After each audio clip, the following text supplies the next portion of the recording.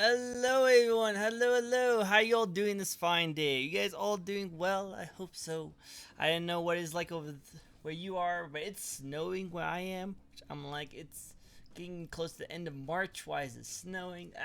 But anyway, how are you guys all doing today? You guys excited? You guys ready for an amazing interview with a sea bunny? I actually thought it was a squidling. I found out it is actually a sea bunny, which, you know what, still a really cool design. I like it a lot. How you guys all doing today in chat? Is excited for an interview? I'm looking forward to it. I think it'd be great.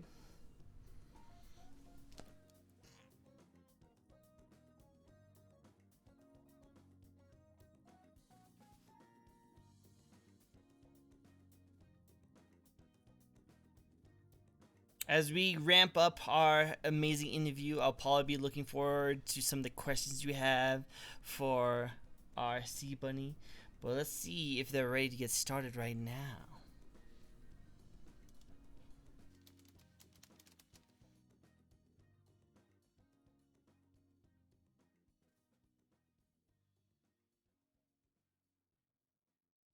I noticed this. Apparently, they are really nervous, which is really cool. Only because I feel like everyone gets nervous whenever they come onto my show, but usually it goes away after a while. Alright, let's get started then, shall we? Hello. Hello. Hello, how you doing today? I'm doing good. It's good. I saw that you're nervous. Are you nervous? Are you nervous? Yeah, I'm always nervous. I'm never ready for these kind of things. Do you get interviewed a lot?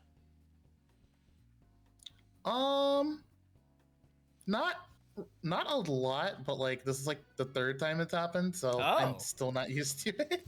Well, look at how popular you are. You get all the interviews. I bet it's because of the I bet it's because of the amazing design you have. You have a very unique, interesting design. I like it a lot.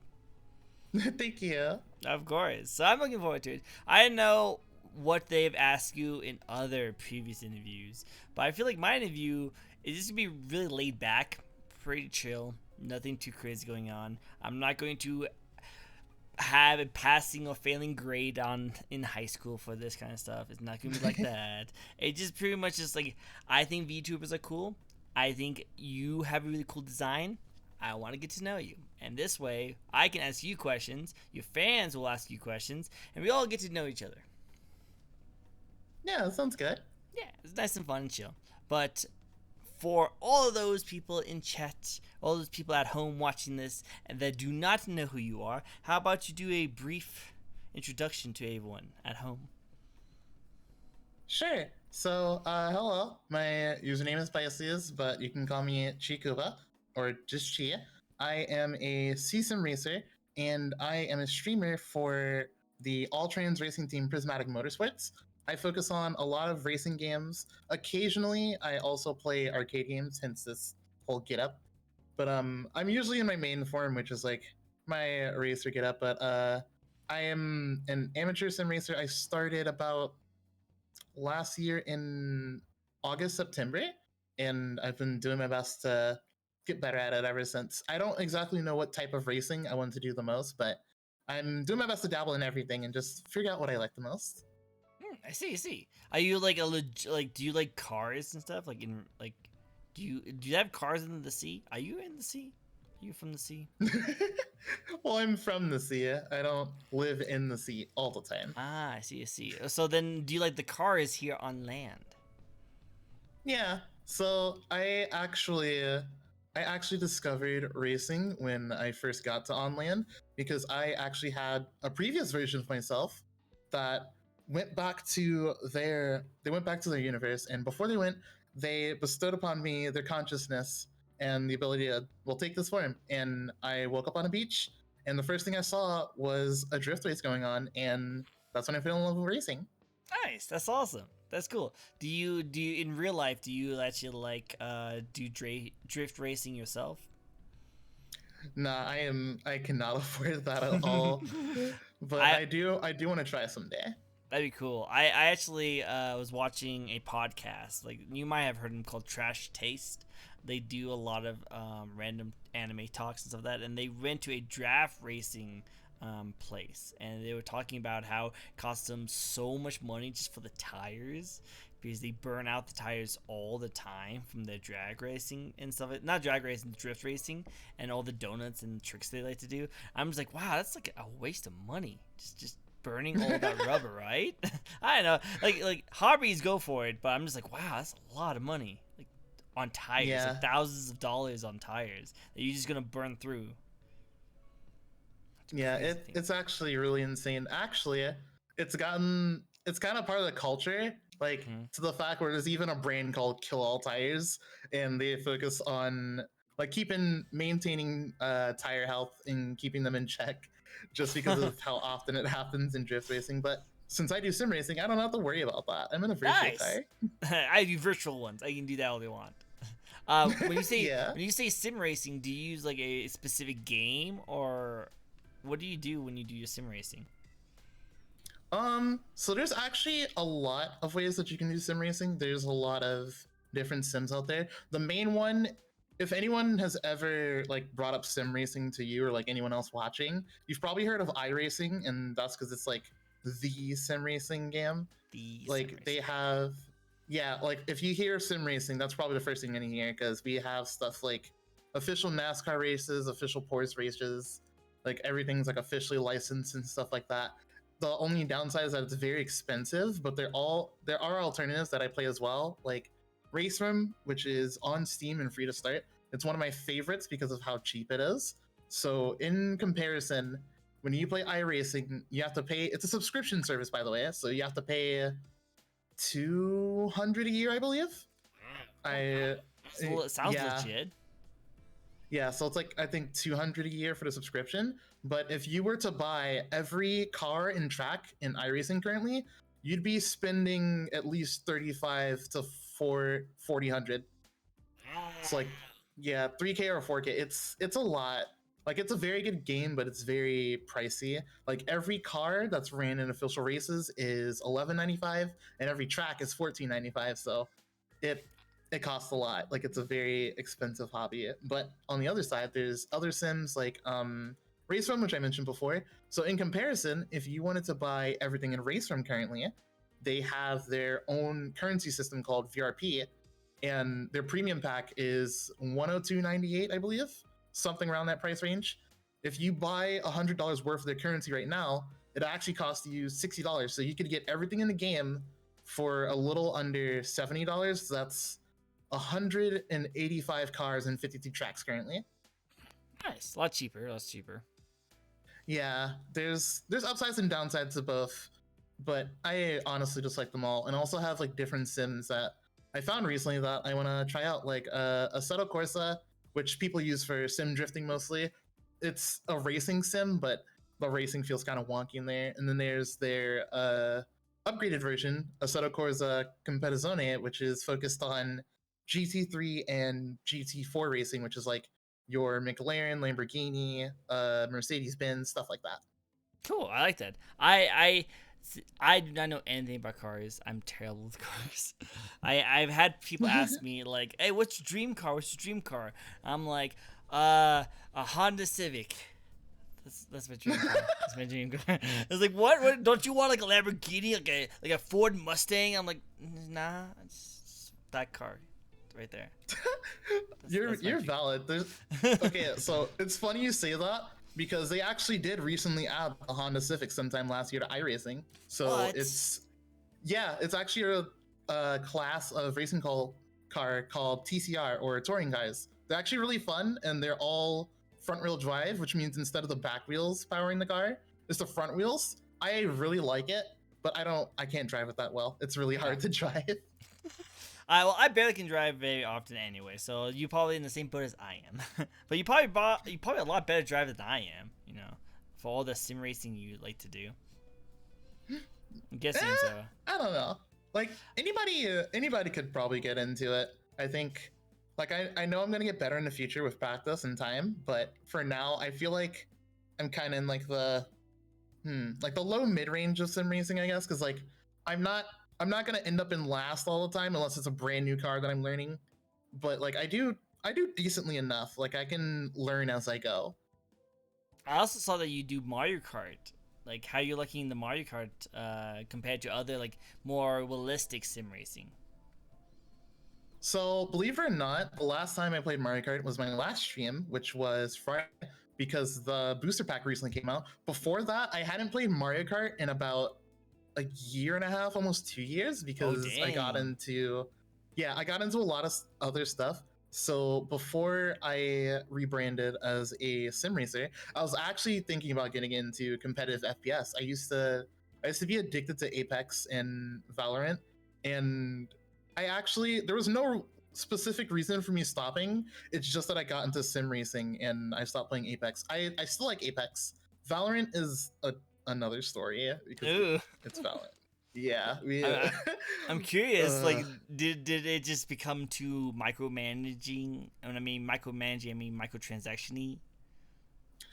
Actually, I have never spent money on Apex or Valorant.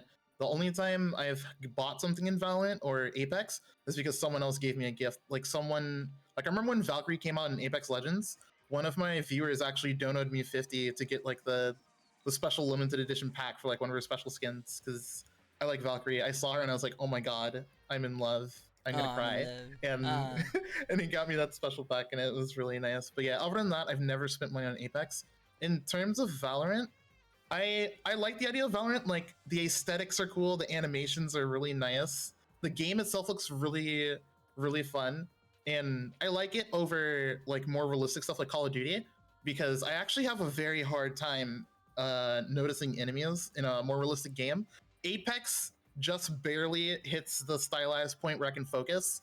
Like if I'm playing Call of Duty and someone's like right in front of me and they like blend into the wall, I'm not gonna be able to see them until it's too late and they've probably shot me in the head. But my main problem with Valorant is that there's a lot of like toxic players. Like Ooh. almost every other game, I would be dealing with people who would like call me names, would just be plain rude, and somehow know exactly what slur to. They know exactly what slur to call me, Oh. despite me not even saying anything. I'm just like, if anything, if anything, it's not being scary. It's actually kind of impressive how they get it on. Like they nail it on the head every time. Just like, damn, okay, I don't know how you're doing that. It's kind of impressive. Horrible, but impressive.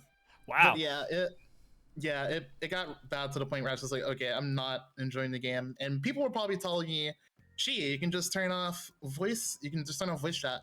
The problem with that is Valorant is a very information Yeah. centered game. Yeah. If you don't know where each enemy is breathing down your neck, then you're going to die.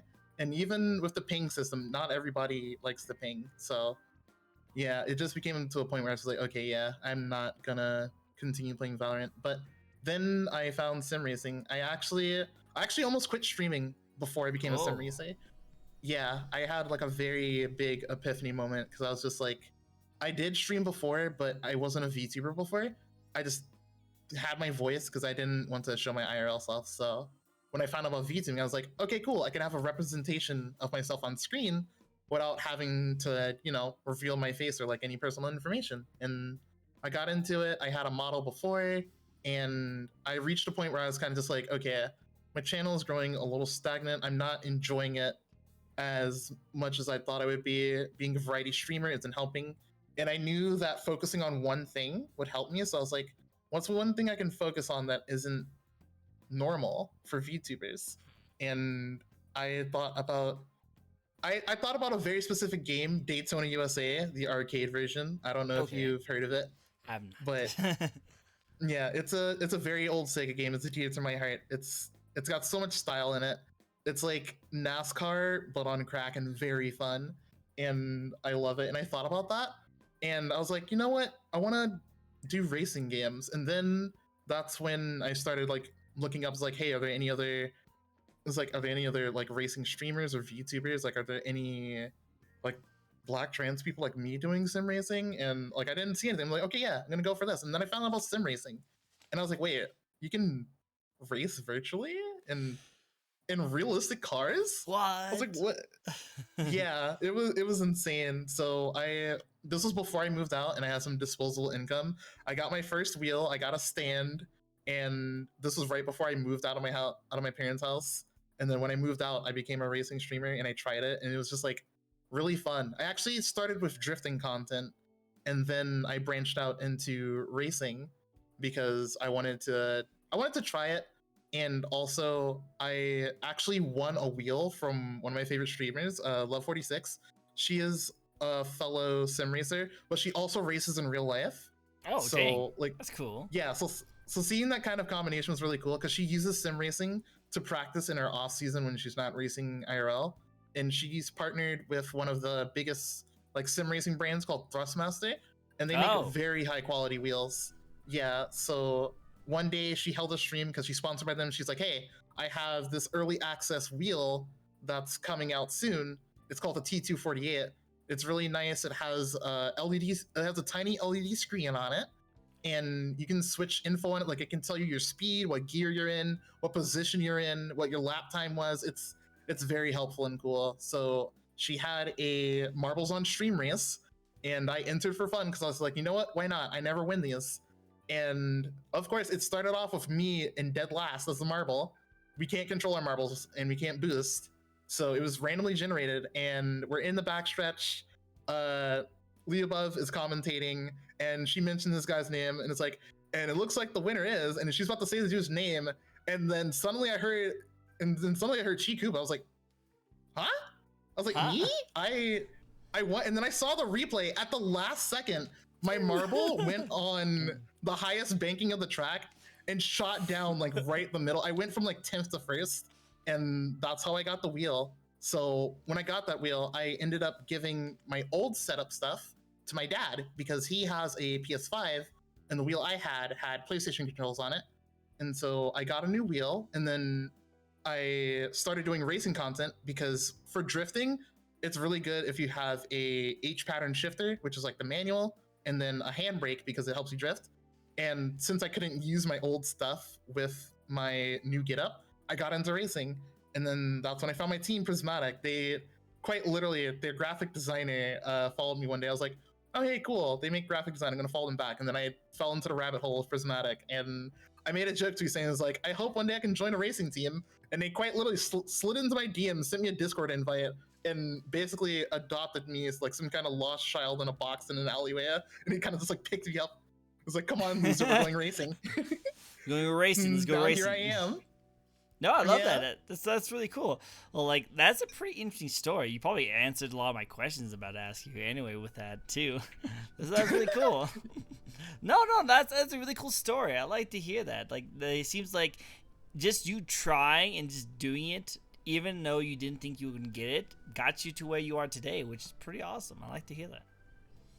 Thanks. Yeah. Now that I'm like thinking back on it, it's really funny because I was like 2 seconds away from saying no because the wheel.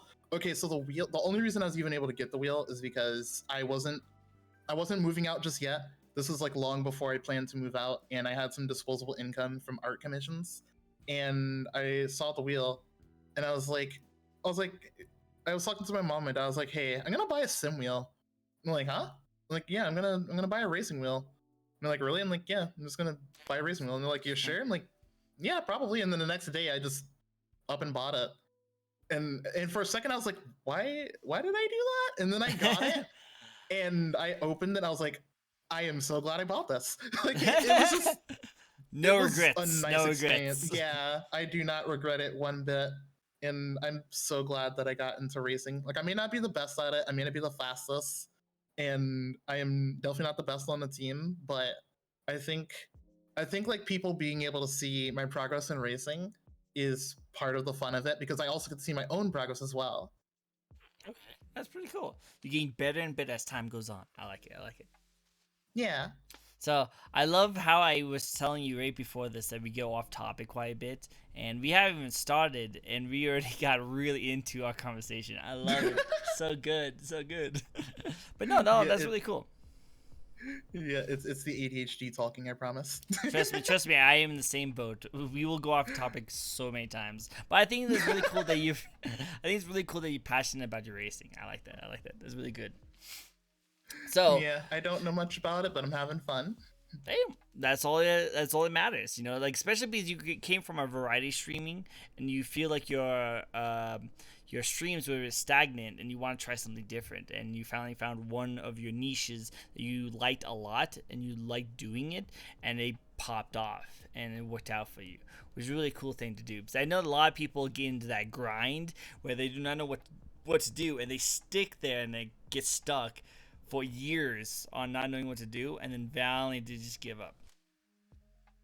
Yeah, I was very close to that, especially because long before I was VTubing, I actually started streaming because of I don't know if you've heard of them, but there's this streamer. His name was Etika, and I discovered him when I was younger, and I was into Smash Bros. And I saw his content, and I realized that like I remember commenting, and he somehow caught my comment, and I was like, so what do you do outside of streaming? He's like, oh, this is my job. I'm like, what? You can just, I was like, you can just do this as a job? Yeah, like I was stunned. I legitimately didn't know what to say, and ever since I was like, you know what, I want to stream. And I graduated high school. I got into a college program where they kind of paid me to go to college for a year, and they even gave us like new dorms and stuff like that. It was like a pilot program, but it was really fun. So in the first few weeks of me going to college, I was like, wait, I'm 18. I live on my own now. I can do whatever the fuck I want. And so I bought a capture card and I just started streaming. I didn't know what I was doing. I just started streaming. I literally bought a Nintendo Switch because I was supposed to get one for my 17th birthday, and they sold out immediately, and I cried. And then Sad day. I got sad into college. Yeah, I got into college and I realized I could just do what I want. So I bought a capture card off of Amazon. I bought my Switch and I just started streaming. And it's been almost 4 years since. My first stream was December. It was either December 3rd or December 17th. I always get that date mixed up. But it's sometime in December. And this year in December will be 4 years since I started streaming. Well, congratulations. Well, keep going. You know, that sounds awesome. Yeah, I definitely want to keep going. I want to, like, I've been feeling kind of stagnant with my channel lately because I don't really know what I'm doing. A lot of stuff that happens in VTuber culture is like you're supposed to follow trends, you need to make a TikTok, stuff like that. But it's like TikTok. There's like a lot of, well, there's like some personal moral reasons why I don't want a TikTok, but also TikTok itself as a platform is a little bit dangerous, especially considering if you want to grow on there, you need to be posting at least like 3 or 4 times a day. And this isn't even like an exaggeration. It's been mathematically and scientifically proven that if you want to get picked up by the algorithm, unless you get lucky, you have to post 3 or 4 times a day. And it's just like, I do literally everything for VTubing, including myself and then my customers. I just can't. And like on top of that, like the trends and stuff that I see, just like, this is not stuff that I'm interested in. Like, it's not me, you know?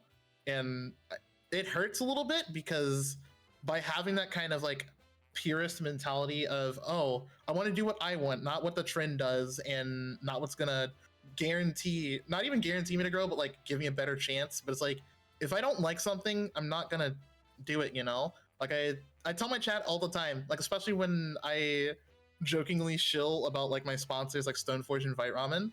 I remember when I first got on board with them, everyone was like, are you saying this just for the money, or are you saying this because you actually like it? And I straight up paused the music, I paused everything. I went to my chat and I was like, chat, I do not vouch for any product for money. I only talk about the shit that I truly like. And they actually vibed with that very heavily, and I was actually really surprised. And like that's kind of mentality I carry, but it is a little harmful to my channel because by not doing trends, it's hard to grow. And I'm going through a rebrand because like even with this design, I feel like I went a little too like gung-ho with it, because when I started, I had the base form, which you probably saw already, the one with the spray mask and the green hat and whatever. Like that was my main form, and then I was like, this was after one rebrand before. I was like, you know what? I'm gonna design myself so that way instead of rebranding, I just have multiple forms and outfits.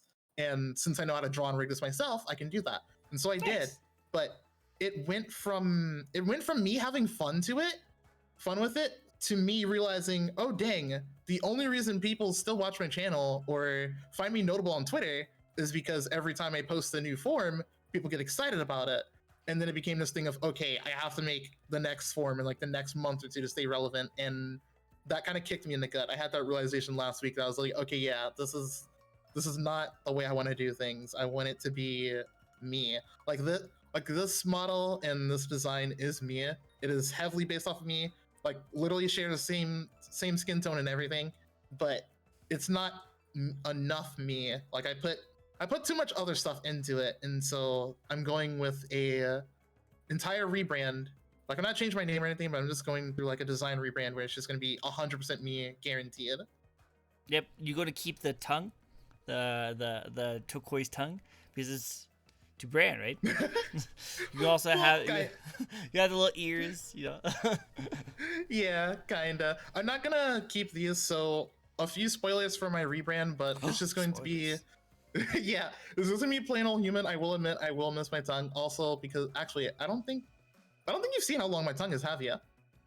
No, can you make your tongue go longer? It's gonna be that kind. Yeah. Whoa, that's Yeah, cool. because thanks. Yeah, because the whole idea was that like I'm a sea bunny, but I was also like, what if I add another fantasy element into it? So I'm also like half slime, and Half since I'm a slime. monster girl, yeah, since I'm a monster girl, I'm like I need people to see that I'm a monster girl without making it too obvious. So that's why, well, in my art style, I don't draw noses, but in this like model, it's canon that I don't have a nose because sea bunnies don't have noses. And the reason why my mouth is blue is because slugs and mollusks have blue blood. So that's Oh. stuff that I put into my design. Like I put a lot of fantasy aspects into it, and then real life biology. I like it. I like it. That's pretty cool. I'm going back to talking about before though. You were saying something about like stay on top of trends. I will definitely say that for what I've seen about the internet is trends are temporary.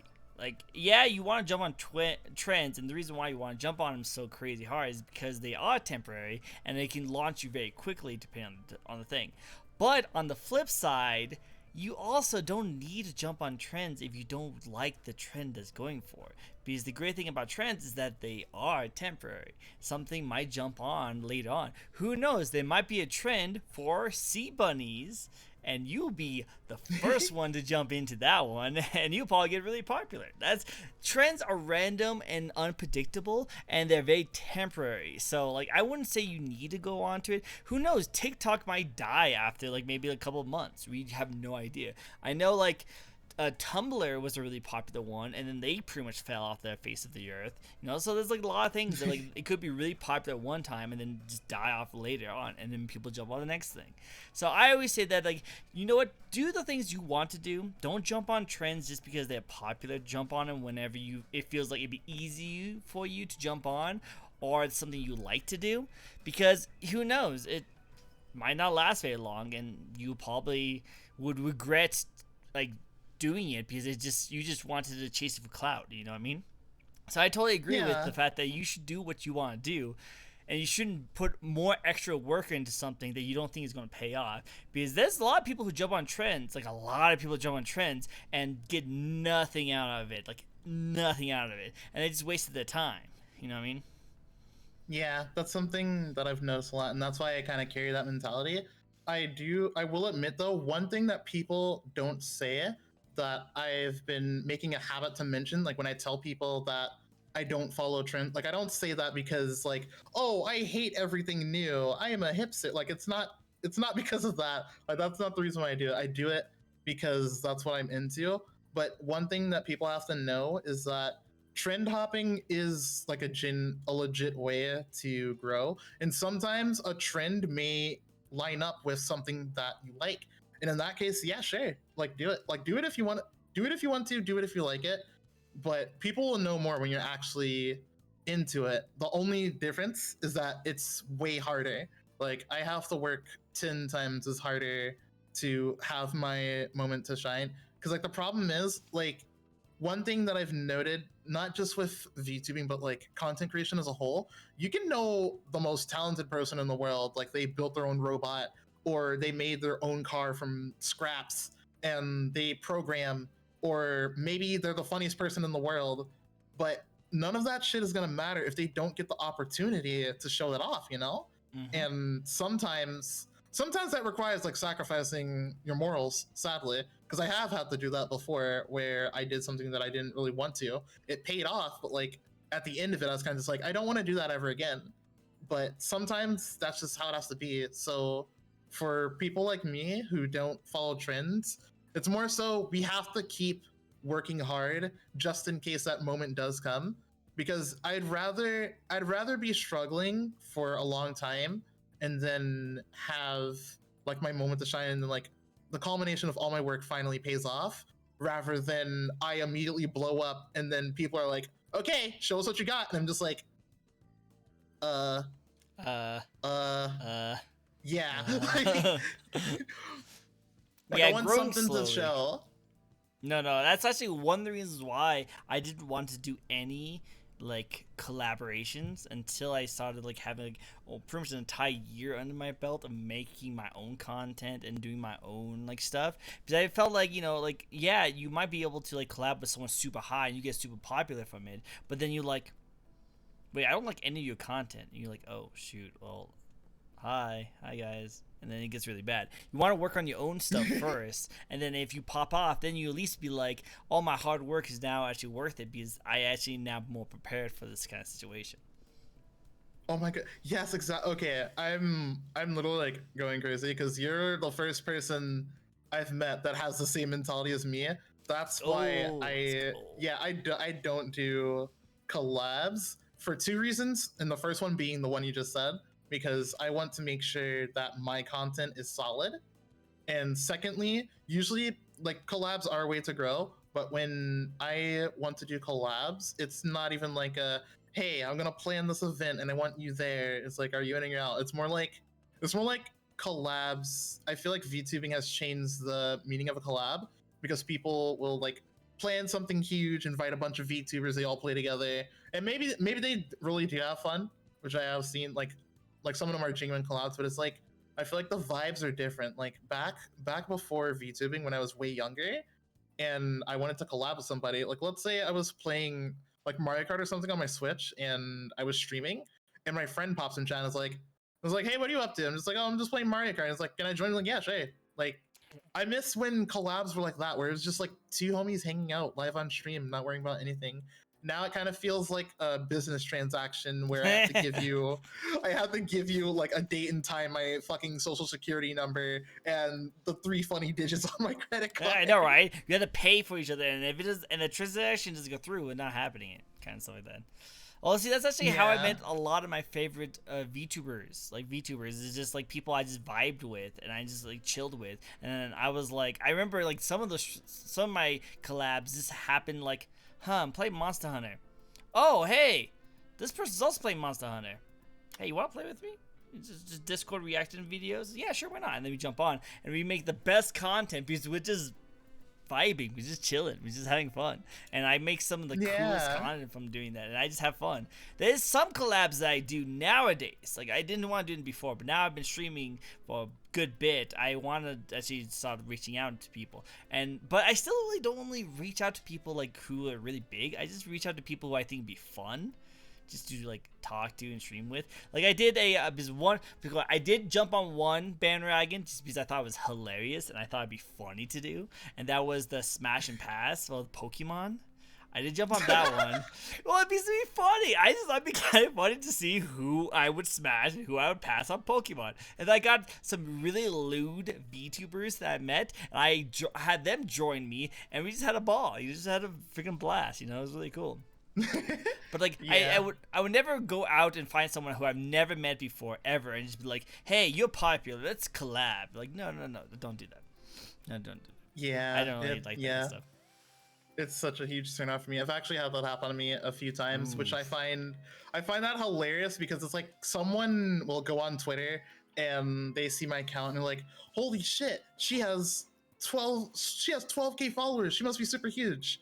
I am literally living in a rundown apartment. I barely have any money in my bank, and my streams do not pop off like that. Like numbers are literally just that. That is just the amount of people that have clicked the funny button on my page. That does not Funny button. amount to clout or anything. Like I feel like people have this misconception where it's just like, oh, you're a Twitch partner, or oh, you have like a really huge Twitter. It's like I want to.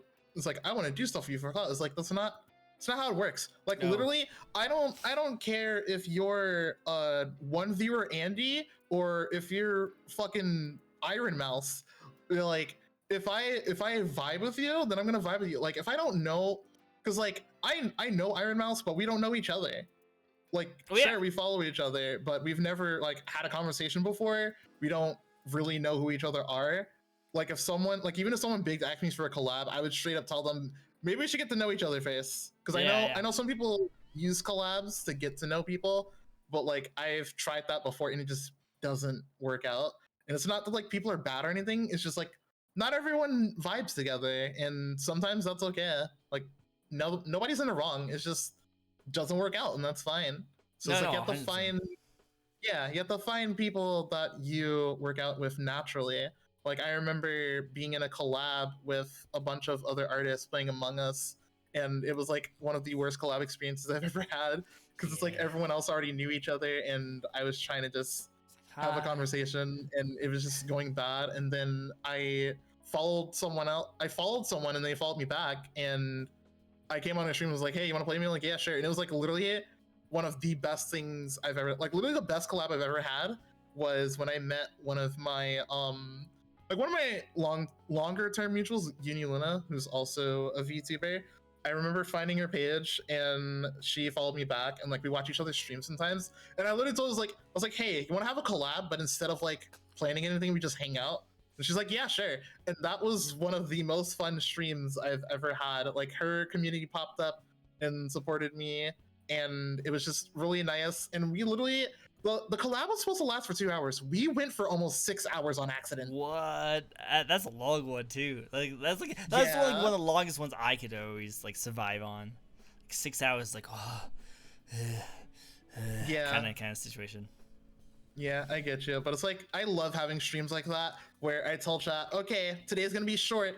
And then I lose myself in whatever I'm playing or just having fun streaming. And 8 hours later, it's just like, okay, I think I'm going to end stream now. And chat's just like, you said that 8 hours ago. I was like, what? What? Like, what do you mean that was 8 hours ago? Wait, we did that for that long? What? Oh my god. No, I love it. Yeah, I'm just like, where did the sun go? Where did the sun go? Where did the sun go? But yeah, no, I totally agree with that 100%. That's actually really cool. Cool. So, I love the vibes we have right now. I think our vibing is pretty awesome. We should get in on our interview, shouldn't we? Oh wait, what do you mean we weren't doing that already? I was like, what? I think we're just chilling. I think we're just like just talking about random awesome stuff, and then we're like, wait, I have a show I have to run. Oh shoot, I forgot. Super long streams are so much fun. I know, right? This wasn't the interview. No, well, kind of. Like we were just talking, and I got to know you very well by doing it. But I'm like, wait, I actually have like questions I need to ask you too. Well, I don't need to. How about this? We'll continue our conversation because I do like our conversation a lot, especially with the whole like chasing clap and like collabs that actually are way more worth it if you just vibe with the person. But first, how about you do another shout out to any new people who come in, and like brief summary of all the people who come in to say hi to them. Yeah. Okay. So hello, my name is Kuba. I am a season racer. I do art and dabble with just about everything that's VTubing, and I focus on racing game, realistic sims, and sometimes arcade games. Cool. Awesome. And then now, how about we get into the questions I'll be asking you? We're probably going to retread on some of the things we've already been talking about for the last like 45 minutes, but I think it's still going to be fun because I do want to get a little bit more into your history on how you became specifically a VTuber. We talked about how you actually started to become a VTuber, but I want to get more deets. That and your model, because you mentioned that you make your own and you rig your own model, which I think is very impressive. I've seen people try to do that, and oh my god, you guys do so much work when it comes to rigging your models. Like, oh my god, I could never do that. So I would like to ask you questions about that. And then I see that you do a lot of cool racing games, especially ones with Sega, but I want to know if there's any other games you want to play. So we'll get into that with our questions. So are you ready for the first question of the night? Yeah. Cool. And that question is pretty much. Again, I think you already pretty much answered this, but we'll just get into it anyway. What got you into streaming in the first place? Okay, so I think I think I did talk about, yeah, because I talked about how Etika was the first streamer I ever like saw, and seeing his content made me want to get into streaming. And then when I got into college, I bought my Switch and capture card. But more specifically, what got me into wanting to stream, because I did want to stream, but I'm just like, what would I even stream? Back when I was in high school, I actually have like a very hard time socializing, which is also another reason why I don't do collabs often, because it's hard for me to reach out to people, even people I know. I'm one of I like to call it NPC energy, where I don't really, yeah, I don't really speak until I'm spoken to, with like very rare exceptions. Like if it's like for business and commissions and stuff, I'm totally fine. But like when it comes to actually messaging people, like if I just want to hang out, I'll just be like, I should ask them to hang out today, and just call and just like, nah, actually, I'm just gonna go work. But Okay, so really quick, yeah, remember that an old website that I think it was like either MySpace or Facebook. I don't know how old you are, but I wonder how old that is. Remember that was a button you press called the poke button. That you just poke someone. You don't need to reach out to them. I actually did not know about that. Yeah, that was an old website. I want to say it was MySpace. That's how old I am. But like if you were like shy, didn't want, but you wanted to get someone's attention, you just like poke them. That was Facebook. Okay, it was Facebook. Okay, you just like poke them and that's it. And like it's kind of a way for you to say hi to them. Like, hey, I want to interact with you, and you poke them. I kind of wish they bring that back. I don't know. There's so many people I just want to poke. Like, hey, just talk. Yeah, that'd be funny. Yeah, that sounds like an interesting function. I actually didn't know about that. Yeah, I forgot about it, but you reminded me. I'm like, oh wait, that is a function we actually did use. It's fun. I loved it. Yeah, I'm glad. But oh right, Smash Bros. So Smash. in well, not just high school, but like school in general, because like I started getting bullied like on the first day of kindergarten, and the bullying did not end until I literally graduated high school and went to college, which is kind of like, that's really bad, but also it's kind of funny to me, because it's like, damn, how do y'all stay that mad for that long? Like I was literally just a kid. What the fuck? People just be hating. Just be people hating. Yeah, no they do. But yeah, because of that, it was like really hard for me to make friends or trust people. So when I got into high school, actually a little bit before I got into high school, I remember going to a family friend's house, and they had Super Smash Bros. Brawl, and every time I went to their house, I would play it. And then I discovered like I was already gaming like since I was young. Literally, my first game was Gran Turismo for the PS1, and then my first like self-owned game was Pokemon Yellow, and I've been playing Pokemon since. But I remember getting a 3DS when it first came out, and then when I got into high school, they announced that Super Smash Bros. Was going handheld, and I was like, what in the actual fuck? And I pre-ordered it immediately. I had never bought something so fast in my entire life. And I remember going to high school, and I would see some people playing Smash, and I used to, because like my parents are very huge sticklers, and they were like, hey, you can't bring games to school, you have to focus on your academics. Yeah, my parents were like really strict. And to give you an idea of how strict they used to be on me, for my 18th birthday present, I got permission to go on social media, and I got my dad's hand-me-down smartphone, which was a Samsung. Before that, so before that, I literally had like a flip phone. Wow. I shit you not. Wow. Yeah. It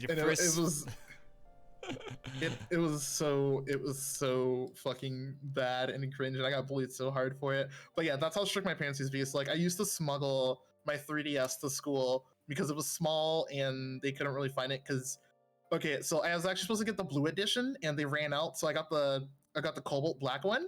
And I'm actually glad that they ran out of blue, because that helped me hide my 3DS so well. Yeah. It worked perfectly.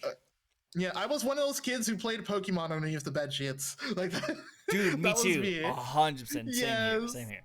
Yeah. No. So I brought my 3DS to school, and I saw some people playing Smash. I was like, yo, you guys play Smash? I'm like, yeah. And so we played a few rounds, and quite literally, Like this is not exaggeration, but Smash Bros kind of saved my life because I already had like one or two friends before high school, and one of them actually went to a completely different school like halfway through. But I actually made friends because of Smash Bros.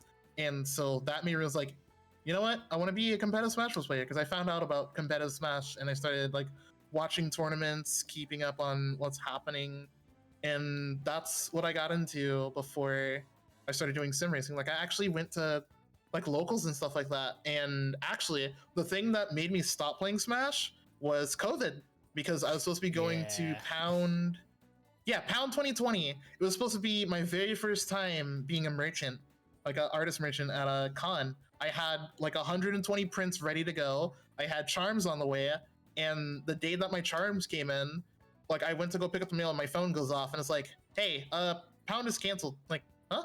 What? Pound is canceled? Why? And then the news pops on like immediately after, and it's like COVID. I'm just like, oh shit. Pandemic. Like no. Yeah. Ah! Yeah, I was like, well, shit. Okay. And then we started playing online, and everyone who has a Switch or has played Smash before knows how shitty Smash Online is. Oh yeah, And that's so what kind of killed my drive to play Smash.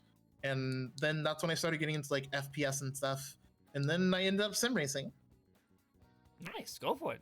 No, I definitely see that 100%. Oh, by the way, a little bit of a shout out. I'm actually going to be streaming with Eluia, another VTuber this Wednesday, and we'll be doing Smash. You should jump on and Smash with us. Oh, you mean Alara? Yeah, Lara. Yeah. Yeah, she's actually the last person that interviewed me. Oh snap! I'm actually happy about that because like she loved the interview I had for her, so now she's doing interviews for other VTubers. So it's actually really cool. Yo, that's so cool. I love that. I know, right? So she's going to be collabing with me this Wednesday, and we're going to be smashing each other up in all the smashes, and you can join in. I made it sound really bad. I really tried not to. I tried to cover myself. And it did not work out at all. It's okay. You did your best. I will think about it. I have not touched Smashed in forever. I know about you, but it'll be chill. It's just gonna be chill. But yeah, whenever you can, jump in, say hi. Kind of creates content. The snake eats his own tail. Yes. Content creates its own content. Do it. Don't clip that, by the way. I don't want people to know that. I know that's like her jam, but I don't want. Anyway. So yeah. That's really cool. I fell in love with Smash when I was growing up too, and I did some things. When I mean things, I mean like I did some tournaments in. Man, now my mind's in the gutter, and I now can't even think about not talking about Smash and other things now. This is terrible, but no. I actually did some in person like Smash tournaments too, and I had a lot of fun with it. I stopped because.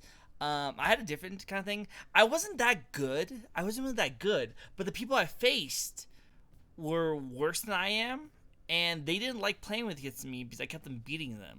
And I kind of stopped playing because they didn't want to play with me anymore. And I wasn't even that good. Because then I would play online and play tournaments, and I get destroyed like really quickly. I'm like, I'm not that good. I'm really not. But now I just play it for casual play, and I have a lot of fun just playing it. I'm not that great at it. And after I die, after I lose like 4 games in a row, and then I'll just go onto the bench and I just start commentating on people. And I just love commentating. And that's probably what I'm gonna do with our Eula. How do you pronounce her name again? This is between me and you. Alora. I'm terrible with names, by the way. I'm so bad with names. You'll learn this about me. I'm terrible with names. I might just sit on the bench and just watch her and like everyone else stream. And I mean, everyone else Smash while we just talk about it. Because I love playing it, but then when people like literally destroy me 4 times in a row, I'm like, okay, I'm just gonna just talk.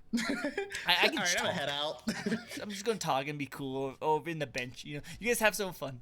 Hello, Will. You are here. Yes, I see you. But yeah, no, super fun. Love Smash. Want to smash it up again with other people soon, but we'll see how that goes. Definitely. Ready for the second question? Mm-hmm. Cool. So what is it like, or what excites you the most about being a VTuber gamer? I have. Hmm. Well, I have.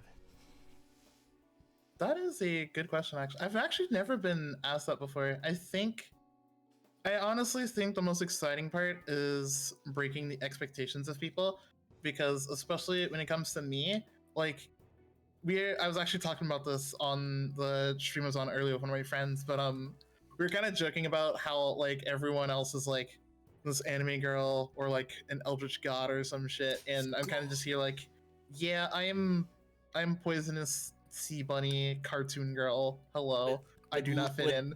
with your tongue sticking past your body, stuff like that. So Yeah.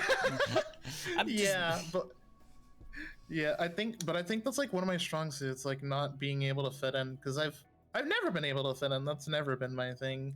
Like it's kind of a recurring pattern. I was like, you know what? Why should I try and fit in anyways when I can just do my own thing? Do And your own that's thing. exactly what Do I your own thing. did. Yeah, like it's I honestly like how surprised people get when they come to my streams, because I shit you not, almost every time I've gotten a raid, at least one person has gone, whoa, a racing is like a whoa, a VTuber that does racing games? Like no one ever plays racing games. I play It's like, race games. yeah. Yeah, and it's like even funnier because they're just like, wait, is this like and they're like, is this like Mario Kart? I'm just like, no, this is a sim racing game, like a realistic sim. And it's funny because a lot of people don't actually know that sim racing exists.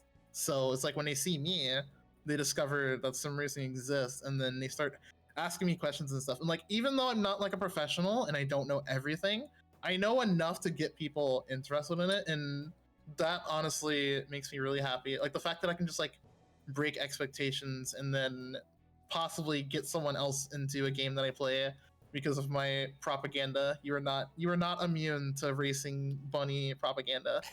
This is a fact. This is a It's fact. You scientifically got it. proven. Like how But does yeah, that I love that. how does that make you feel knowing that the people will get introduced to maybe their most beloved thing because of you? You know, because remember you started streaming because you watched someone you really looked up to, and they told you that you can get into streaming and get paid for it. But now you are doing the same thing with other people, getting them introduced to like the idea that hey, this is a thing you can do, and they've never heard about it, and they might be going off on their own right now, playing it on their own and loving the game like immensely, and it's all because of you. Have you ever? How does that make you feel? Honestly, I will not lie to you. One time it did make me cry because Aww. I because I've always had that experience before, because I like I said, the benefit of not playing the trendy stuff or what's popular is that when people see you, they see something new, and that's like something that's like so powerful. Like being able to share your experience with chat is one thing, but like being able to awaken someone's love for something else is even better. Like for example, I think the best example was when I met one of my current VTuber mutuals, Neko Mako. She's a race queen VTuber, but when I first met her, she actually didn't play any racing games. Like the race queen stuff was actually just for aesthetic. And I remember one day I asked her, because like she played Mario Kart and stuff before, but she hasn't played like any other racing game. So I remember one day asking her. I was like, "Hey, have you ever played a racing game before?" And she was like, not really." Because like I asked her in chat, and like one day out of the blue, she started asking me about sim racing, and I was like, "You want to get into it?" And she's like, "Yeah." And so she started asking me about like sim racing, what wheel I got, and she actually ended up the next day. She came on stream and was like, "Hey guys, I bought a wheel." She told me about. I'm like holy fucking shit! You actually went out and bought the fucking wheel? Like it, because listen, like sim racing wheels are not something you can just buy on impulse usually, because the wheel that she got was the same one that I had when I first started. It's like I think it's on retail for like 250 to 300 right now, and it comes with a wheel, and it has a base that you can clamp onto your desk and Uh-huh. pedals. And she just bought it and started playing Forza one day, and she like still plays Forza sometimes in Mario Kart, and it's just like the fact that me doing racing stuff convinced somebody to do that like made me really happy. I did feel a Aw. little bad because like there's like this little stigma that used to be around me that I only like that I was like really elitist, because like I remember people would be like, hey, like a friend would come in like, hey, can we play like a racing game or something sometime? They're like, I don't really know anything about like sim racing. I only know Mario Kart. I'm just like, I literally just started this like a few months ago. I'm not a professional. I'm not like an elitist like that. Like I'm not gonna call you. I'm not gonna call you like a fake racing VTuber or anything like Fake that. If racer. you, Man, yeah, how like dare you?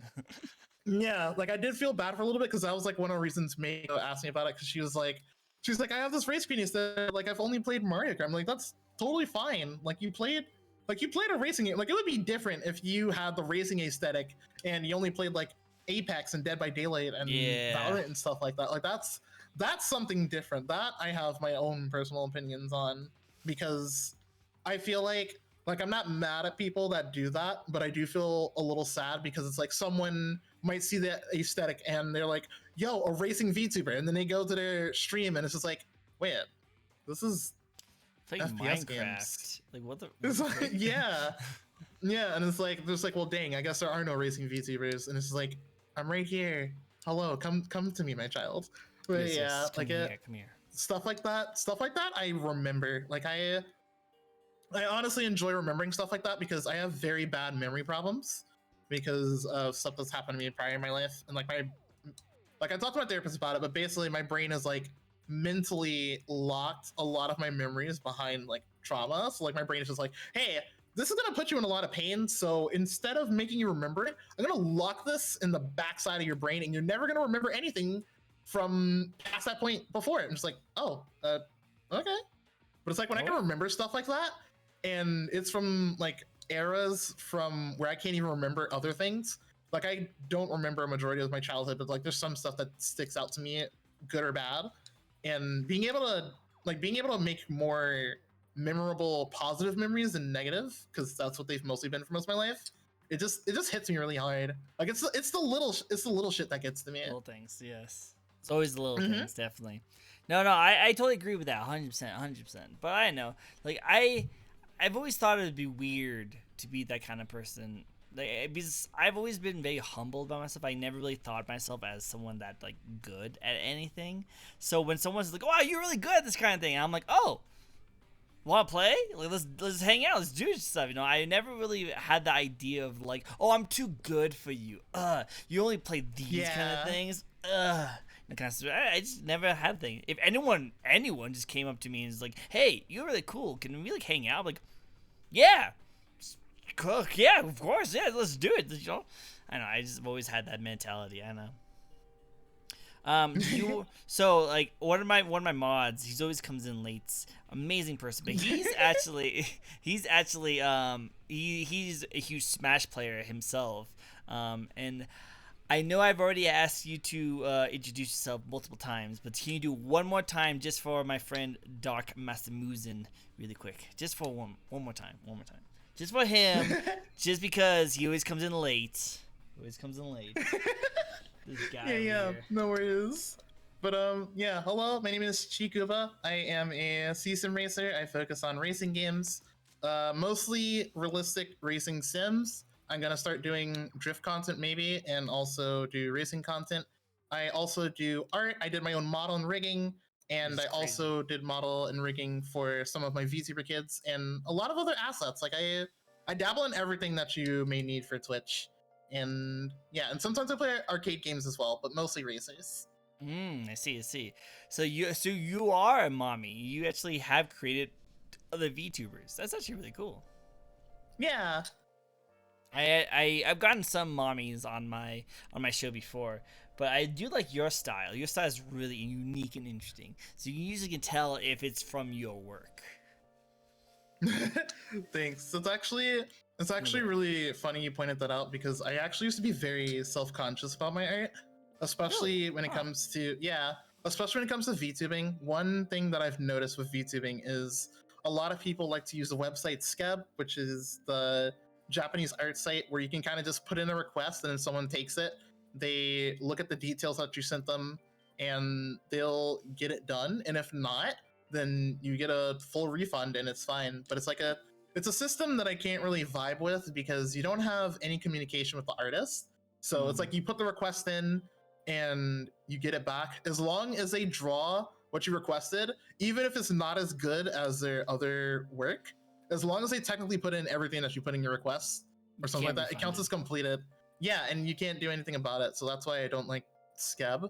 And the other thing is that like VTubers really vibe with the anime art style, and for good reason. It does look very pretty, but I feel a little left out on opportunities sometimes because a majority of the time I'll be scrolling through Twitter and someone will be like, "Hey, I'm looking for a commission artist or a model artist." I'm like, "Okay, cool. Let me go grab my sheet." And then I look further in the thread and just like, "Oh, I'm looking for this kind of art style." And like literally every single time, it's like some like Clanad or Sword Art Online style anime, so, and like, super weeby anime kind of stuff, right? Yeah, and it's like it really sucks because I used to watch anime a lot, and I've kind of like subconsciously grown this dislike towards anime, despite it like inspiring me when I was a child. Because like it's not like I hate anime; it's just that I hate that I miss out a lot on opportunities because my style is different.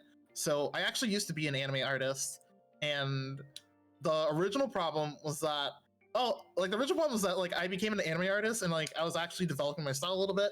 I actually started learning how to paint, and then I tried to start making commissions when I turned 18, and everyone was like, "Your anime art isn't as good as everybody else's. Like it's not like super detailed." And I was like, "Well, shit, I'll try harder." And I did, and it still wasn't enough. So I was like, "You know what?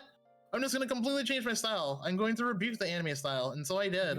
And it went from me not being a good enough anime artist to the problem being me not being an anime artist at all. So it's something that I talk about very often because like it's something that I don't think people like really think about, because I will admit there are some art styles or like some designs that won't fit my art style, which is fine, but it's also just like people don't usually give me a chance, especially when it comes to like armor or mecha and stuff. And people are always just like, "Oh, I wanted to commission you, but it's like I thought my commission would be too hard." I'm just like, bruh, I literally used to draw fucking mechs as a kid in a day. It is just fine. Like, please give me a challenge. Like, I am give me something. ready to do this stuff. Yeah, it's like I have my do's and don'ts for a reason, and I quite literally say I am fine with detailed art. Like even though I don't draw it often, and it's only because I don't get it requested, and I don't get to draw for myself a lot, with the exception of like my models and stuff. But if someone requested it, if they wanted to, like I used to be able, well actually not used to, I still do, like I can do character design, I do weapon design, I do vehicle design as well, monster design, like almost any, literally the only thing that I probably can't do is like furry art, because I did try it before and it didn't come out too well, and I just don't enjoy that type of content too much, so I gave up on it. But other than that, majority of the other stuff I can actually do is just people don't request it often, so I don't get to show it off a lot. Okay, so you hear that, guys out there? Request that kind of art. Request the unique, different, and challenging art. Do it. I love it. And yes, Will, we have noticed you. You have been noticed. You are also a Smash player. Even though I haven't seen you do any of my Smash streams in about a year, so I kind of forgot you're a Smash player. It's almost like you have to check out more of my Smash streams. I'm joking. But anyway, but yeah, no, I totally agree with that. That's actually really cool. Can you do Nightmare as one of his little personas? Why aren't you making variety art stuff? You didn't ask. I love it. Yeah. No, I love it. Like that's why I don't. That's why. But let's get into the next question, shall we? And I'm pretty sure I already know the answer. So if you want, I can answer it for you. But I'll let you answer it for all the new ones in the chat. And that is, what do you bring to the VTuber community that helps you stand out a little bit? Okay, yeah, so this one I can actually go a little bit more in depth with it because I did answer before. But obviously the first thing being that I'm a racing VTuber. And on top of that, like I know there's a few people that enjoy racing games, but the fact that almost every time I stream and someone new, like if someone is new to my stream and they see me, they are guaranteed to ask what sim racing is because they haven't heard of it before. So that's definitely one thing I bring to the table.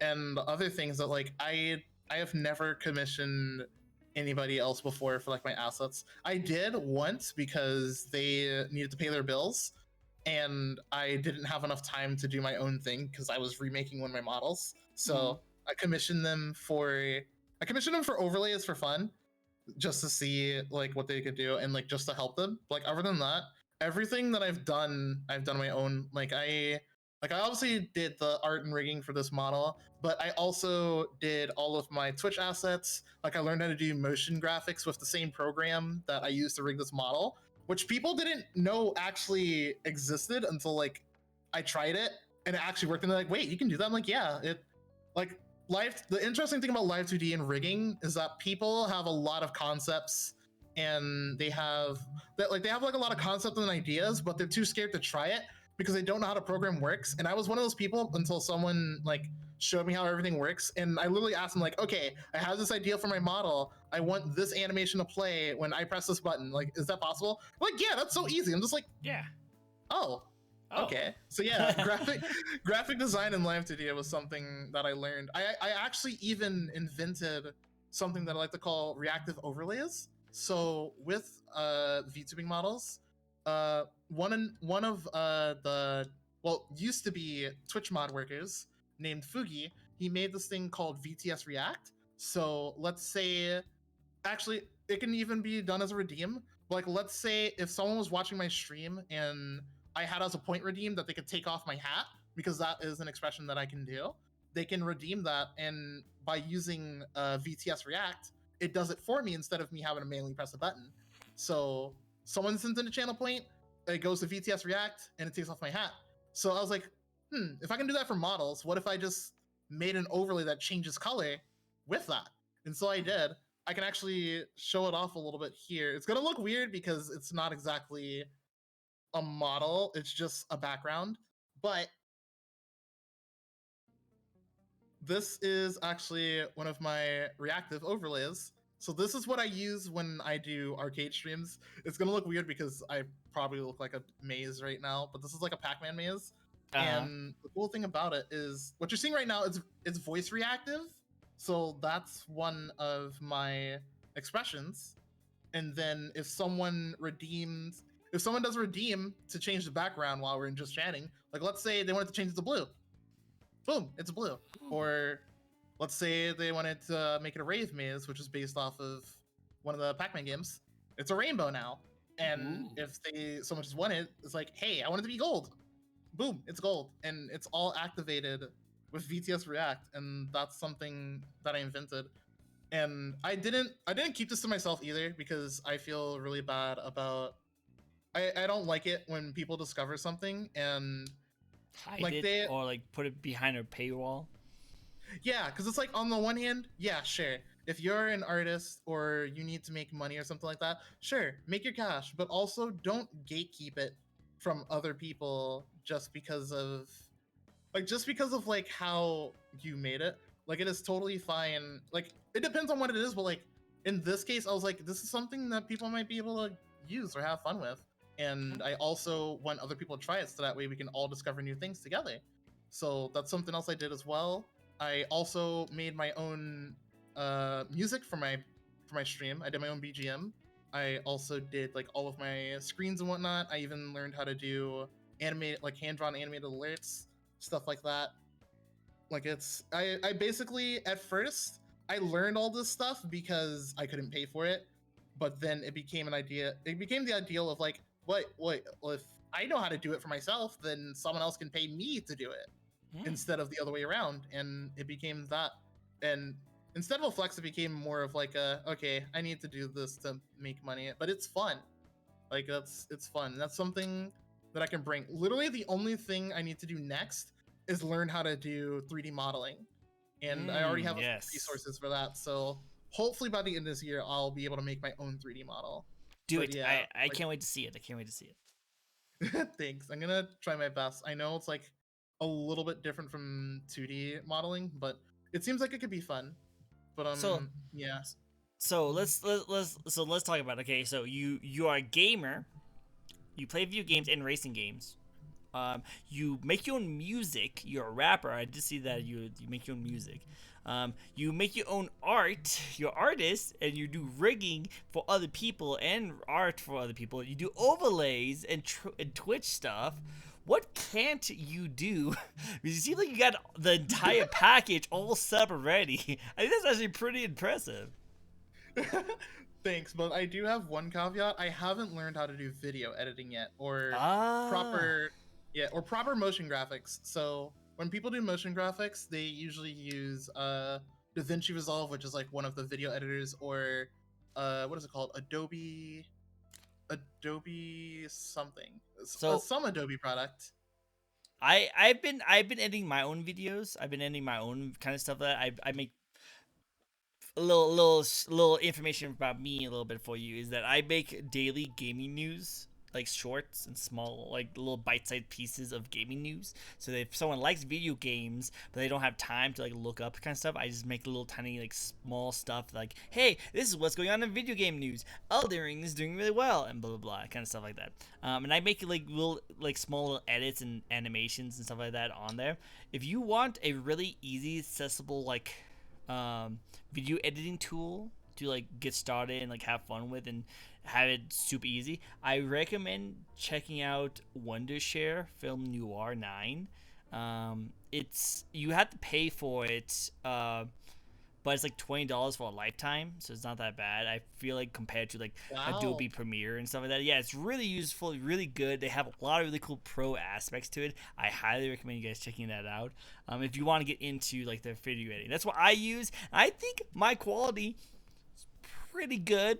It's like I like it. I think I do a pretty good job. I'm always like very anal when it comes to my quality of work, and I think I'm pretty okay with like some of it. I'm like, okay, you know what? I think this is understandable and good and trying out. All good, all good.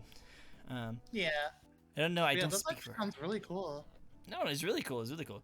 I'm pretty sure. Like so. It's funny. Dark Master Musin is a Smash player and he's a professional Smash player, but he's really good on online Smash players. Remember how we were talking about how like you used to play Smash tournaments in person, but then when you went online because of the lag, it like really messed up a lot of people. Yeah. Well, he normally does everything online, but then he has a hard time whenever he goes into person, and has a hard time doing Yeah. person ones, which is interesting. It's really interesting. But Yeah, yeah, there was actually used to be like an old theory back when I did play competitive Smash that there was actually separate tier list for characters that were good offline and characters that were good online, and everyone thought it was stupid at first. But as time went on, the tier lists were proven right because like when you get into online play, you kind of have to adapt to the lag and learn how to utilize it basically. But when you're online, that's like all raw input, like one to one real time. Like you can't play the same, you can't use the same strategies that you use online that you do offline, with a few exceptions. So I can understand why it was hard to switch. I see. Okay, you know what? You know what? And everyone who's watched me play Super Smash Brothers and who has beaten me so many times, that's the reason why. Is because I'm not used to playing online. I used to play a lot in person ones, and that's why I'm not that good. I'm blaming that. I'm blaming that. That's the reason why I'm not good at Smash anymore. It's because I don't play in person anymore. That's the reason. Totally, totally not the other reason that I just not good at the game. Totally not that, obviously. But yeah, no, I think it'd be cool. Man with glasses, I will face you, and I will have my glasses on the whole time. So that's how it works. Yo, Uh, are y'all gonna fight behind the Denny's at 3 a.m.? hell yeah, let's go. Let's do it. Challenge Yeah, me. you get the vibes. Yeah. Totally not. Whatever, Will. Whatever. But yeah, no. I got you. Okay, so how about this? Are you so you mostly be playing most of your racing games, but any other games you're looking forward to playing on stream? Any games you want to try, or are you gonna try something new with your racing games? Try a different racing game? Um, in terms of what I do on stream, there's actually two reasons why I chose racing sims as my niche. Because first off, it allows me to practice while making content, and second of all, it actually allows me to play games off stream. So the reason why I have recommended to people before that they pick one niche for stream, like let's say like earlier this year, Pokemon Legends Arceus came out. I did not stream it that was the first game in a very long time that I actually got to sit down and play the game for myself. Like no one backseating me in chat, no one tossing spoilers at me, no one trying to give me unwarranted advice. Like it was just me and my Pokemon. And I've been playing Pokemon since I was a child, and Pokemon Legends Arceus became my favorite Pokemon game of all time over Black and White, which is very, very, very hard for a game to do. Because because Gen 5 in Pokemon was my favorite for like the past decade. And the fact Yeah. that Pokemon Legends Arceus came out of nowhere and was just like, actually, I'm gonna give you everything you want in a Pokemon game and more. And it's like, well, shit. Okay, that's my favorite Let's game. go. Cool. And it's like I don't think I would have enjoyed it as much if I was streaming it. Like there's some benefits to only focus on one thing. I do want to play more casual racing games and sims because I want to bring in like a combination of a lot of like my target audience. Because one thing that people probably don't know about Twitch is that Twitch doesn't actually have a real algorithm. It's Oh. mostly luck and it's mostly luck and referrals and putting your links on other sites. The main tip that I can give for Twitch is that the most you will grow on Twitch is when you're not live. When you are live, that is the least you will grow. You grow your channel more when you're offline, and that's why I focus on one niche. Because let's say somebody mentions that I'm a racing VTuber, right? And they come to my stream and I'm not playing a racing game, they're not gonna follow me or look at my content again, you know? Mm-hmm. Like, with the exception of arcade games, because that is something I mentioned. It was like, hey, I'm gonna play like a different genre sometimes, like very rarely though. Like it's very rare, and I have an entire different outfit for it, which will kind of be moot once I do my redesign. But yeah, it's like if someone is talking about me and I don't know them and they check my stuff out and it's like, oh, they actually are a racing VTuber. Like they're gonna be into that. But I want to do more casual games that people might know. Like I do play Forza from time to time. I used to have this thing called Forza Fridays where we would play Forza Horizon 5 on stream. And I stopped doing them for a little while because I got like very inconsistent. But I kind of want to start like playing more casual racing games as well. So that way people who don't know sim racing aren't alienated because sure, if you see me racing and iRacing and I'm driving a Mazda and there's like a bunch of stuff on screen and every time I play sim racing, someone's like, okay, I know you're driving a car, but what exactly is going on? And so I kind of have to Explain. try my best to explain what's going on. But when it comes to sim racing, I cannot look at chat. Like unless I'm on like a very long straightaway, if I look at chat for like 1 second, you're done. Like it doesn't matter how good you are. It doesn't matter if you're the best racer in the world. If you take your eyes off the road for 1 second, I guarantee you will slip up somehow. And it's been proven so many times. And that's one of the weirdest things about being a racing streamer is because you have to focus so much that you don't get a chance to interact with chat too much. But you get to talk to them, but you can't like see what they're saying until after the race or you crash and you're like back in the pit lane. So I want to be able to have content for my casual racing stream, like my casual racing audience. It's like they know the Mario Kart, they know Forza, they know Need for Speed, stuff like that. And then I want my like real racing enthusiasts that like the realistic drifting and the sim stuff. So that's something I really look forward to. But yeah, I really do suggest that people like if you are trying to both focus on growth and you want something to enjoy off stream, then definitely pick one niche and stick to it for a while. Because even though I do feel stagnant right now, I will admit my channel has grown a little bit since I was variety. I Hmm. went from I think I went from like 9 to 10 average, and I rebranded and I took like a really big break and it hurt my channel permanently. That is one thing that's sad about like trying to stream a game. Like you get burnt out and sometimes you have to take a mental health break, but when you take said mental health break, people don't pop up the stream as often when you come back. Because I took a mental health break for a month back in September and October because this is not my first Sea Bunny model. I actually had a 1.0. She was very scrunkly and very poorly rigged. And I got better at rigging, so I took a month off to get that done and get commissions through.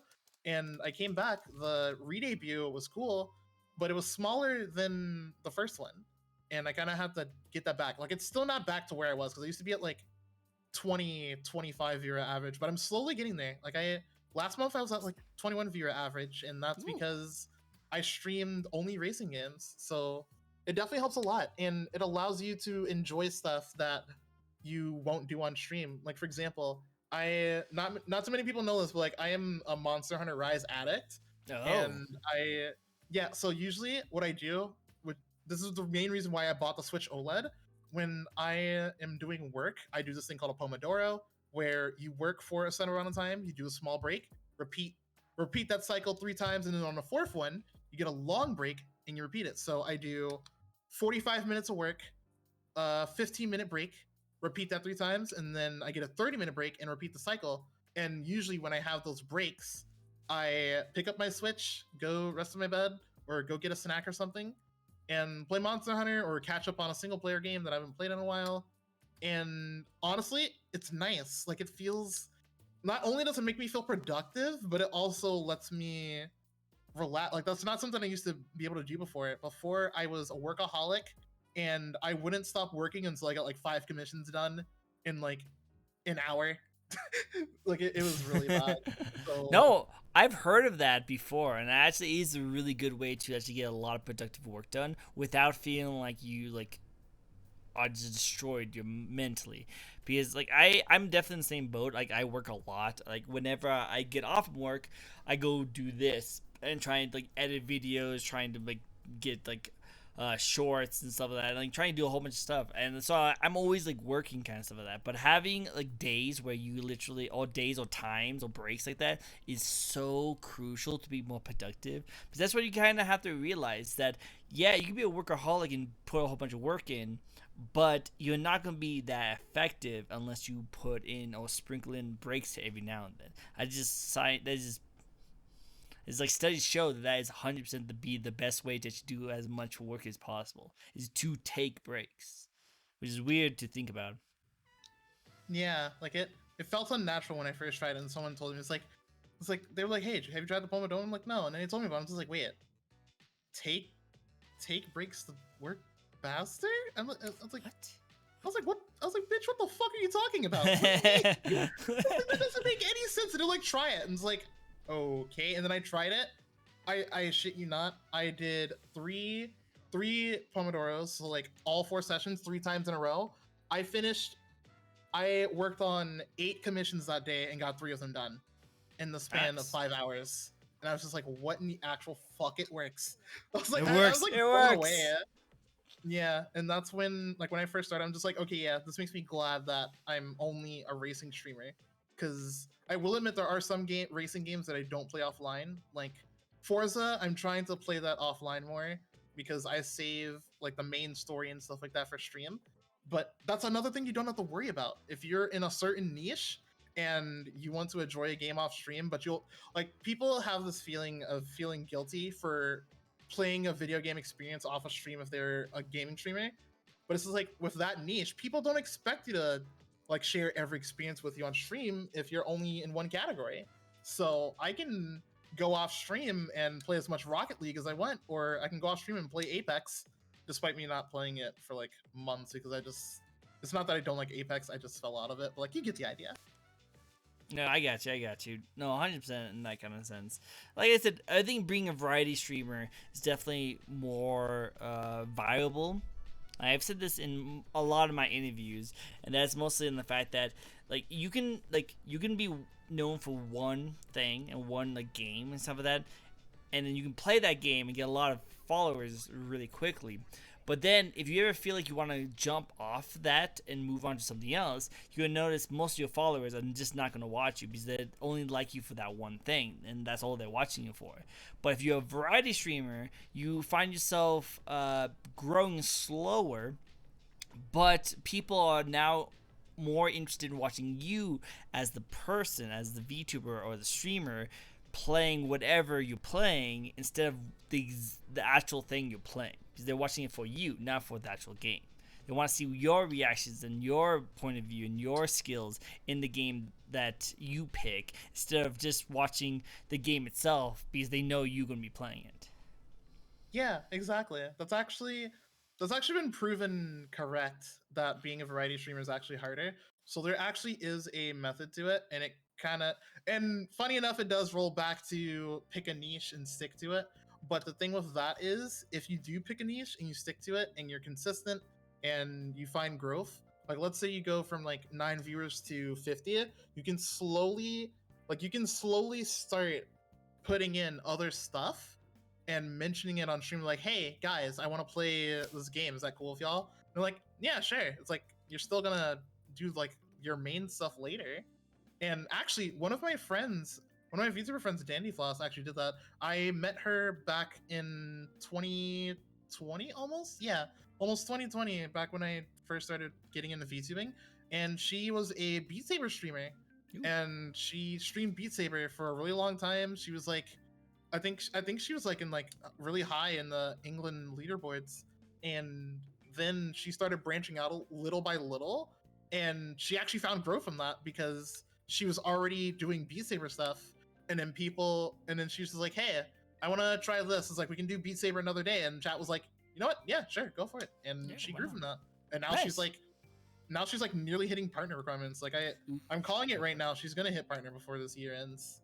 Like I know she's Okay. worried about it personally, but like I can definitely see it. Just keep up the grind. Just keep doing it. Just keep doing it. That's how it Yeah. is. So now we will move on to the next question. But before we do, Will, if you're still there, you said you had some questions for our lovely guest here. Do you want to ask him right now? Because my niche, one of my niches that I like to do is literally this: is doing VTuber interviews. I love doing that. They're so much fun, and I actually do find a lot of people jumping on my stream not to see the reactions of me, but more of just like seeing all the different kinds of VTubers that come on board. Some are popular, some are very brand new, and they like to see all the different kinds of VTubers that come on my show, which I just love doing. Yeah, honestly, that's a very valid niche. Will, you had some questions? Did you have some questions? You have. Say again. I was saying I saw them having questions. Actually, I did want to go back on what you mentioned about like a niche with like interviews and stuff. I don't know if you've heard of them, but Domo God thanks. They actually, technically that is their niche. Like they do really good video editing, and they're an amazing video editor and photographer. But they started out interviewing VTubers, and that kind of became their thing. And then one day he got partnered, and he got really huge, and like he started doing some really amazing stuff, like hosting an Apex tournament, and like sometimes he'll like play games on his own stream or like be in a collabs. But it's just like it's the same deal: stick to a niche and then branch out a little bit. And honestly, it's just really amazing to see it. So I hope the same of myself someday. Oh, they asked if I I like wish you luck. Gundam. Thank you. But yeah, I actually have not. Have not watched Mobile Suit Gundam yet, but I have played like a game demo or two of them before, and they seem pretty cool. Yeah, Mobile Suit Gundams are really cool. I grew up watching a lot of the anime and stuff like that. I'm not into it as much as before, but you know, there's always going to be like a little place in my heart for Mobile Suit Gundams. So I thought they were really cool. Yeah, I feel the same. Like not about Gundam, but like some mech animes. Like one of them being Darling in the Franxx. I actually liked Darling in the Franxx until it got The ending. bad, and then I got sad about it. But other than that, All Noah Zero is a really good like mech style anime. That one was amazing. Like animes like that will always have a place in my heart. I think actually, now that I think about it, it just hit me. I think the reason why I like mech anime so much is because it reminds me of racing. There's actually a lyric in Daytona USA 2 because they had like a full lyrical soundtrack. Literally, one of the lyrics is that the race starts when two of us become one. I feel like that's why I liked mech anime so much, because they remind me of racing. Like that fact is very true for not only mech animes but also racing. Because like you've seen, like I'm pretty sure you can name anime where people have a mech or something, and then something inspires them or hits them, and it's just like, huh, I didn't understand this machine at all. And it's like, it's a machine. It's a thing that shouldn't have like emotions or feelings or spur your emotions, but it's like in the anime, it's like they learn something new about their machine, and then they feel quote unquote connected to it, and then they get ultra powerful. It's the same deal with racing. There's this thing called a flow state in racing where you actually get faster, not from practice, but from being in a race itself, because you are subconsciously pushing hard to chase somebody in front of you. You notice how they're driving and you notice their mistakes. And by doing that, you get more and more connected with your car. Like for example, I drive a McLaren in a charity series my team runs, Mermaids GT3, which is a very powerful class of car, and it's really hard to drive. And I'm not very good at it, but like when it comes to the other cars, I'm the only one driving a McLaren on my team. So when I see the other cars racing against them and I see where they're slipping up, I can kind of adapt that to my car, because maybe my teammates that's driving the Porsche can't take this corner this well, but my McLaren is really good at gliding.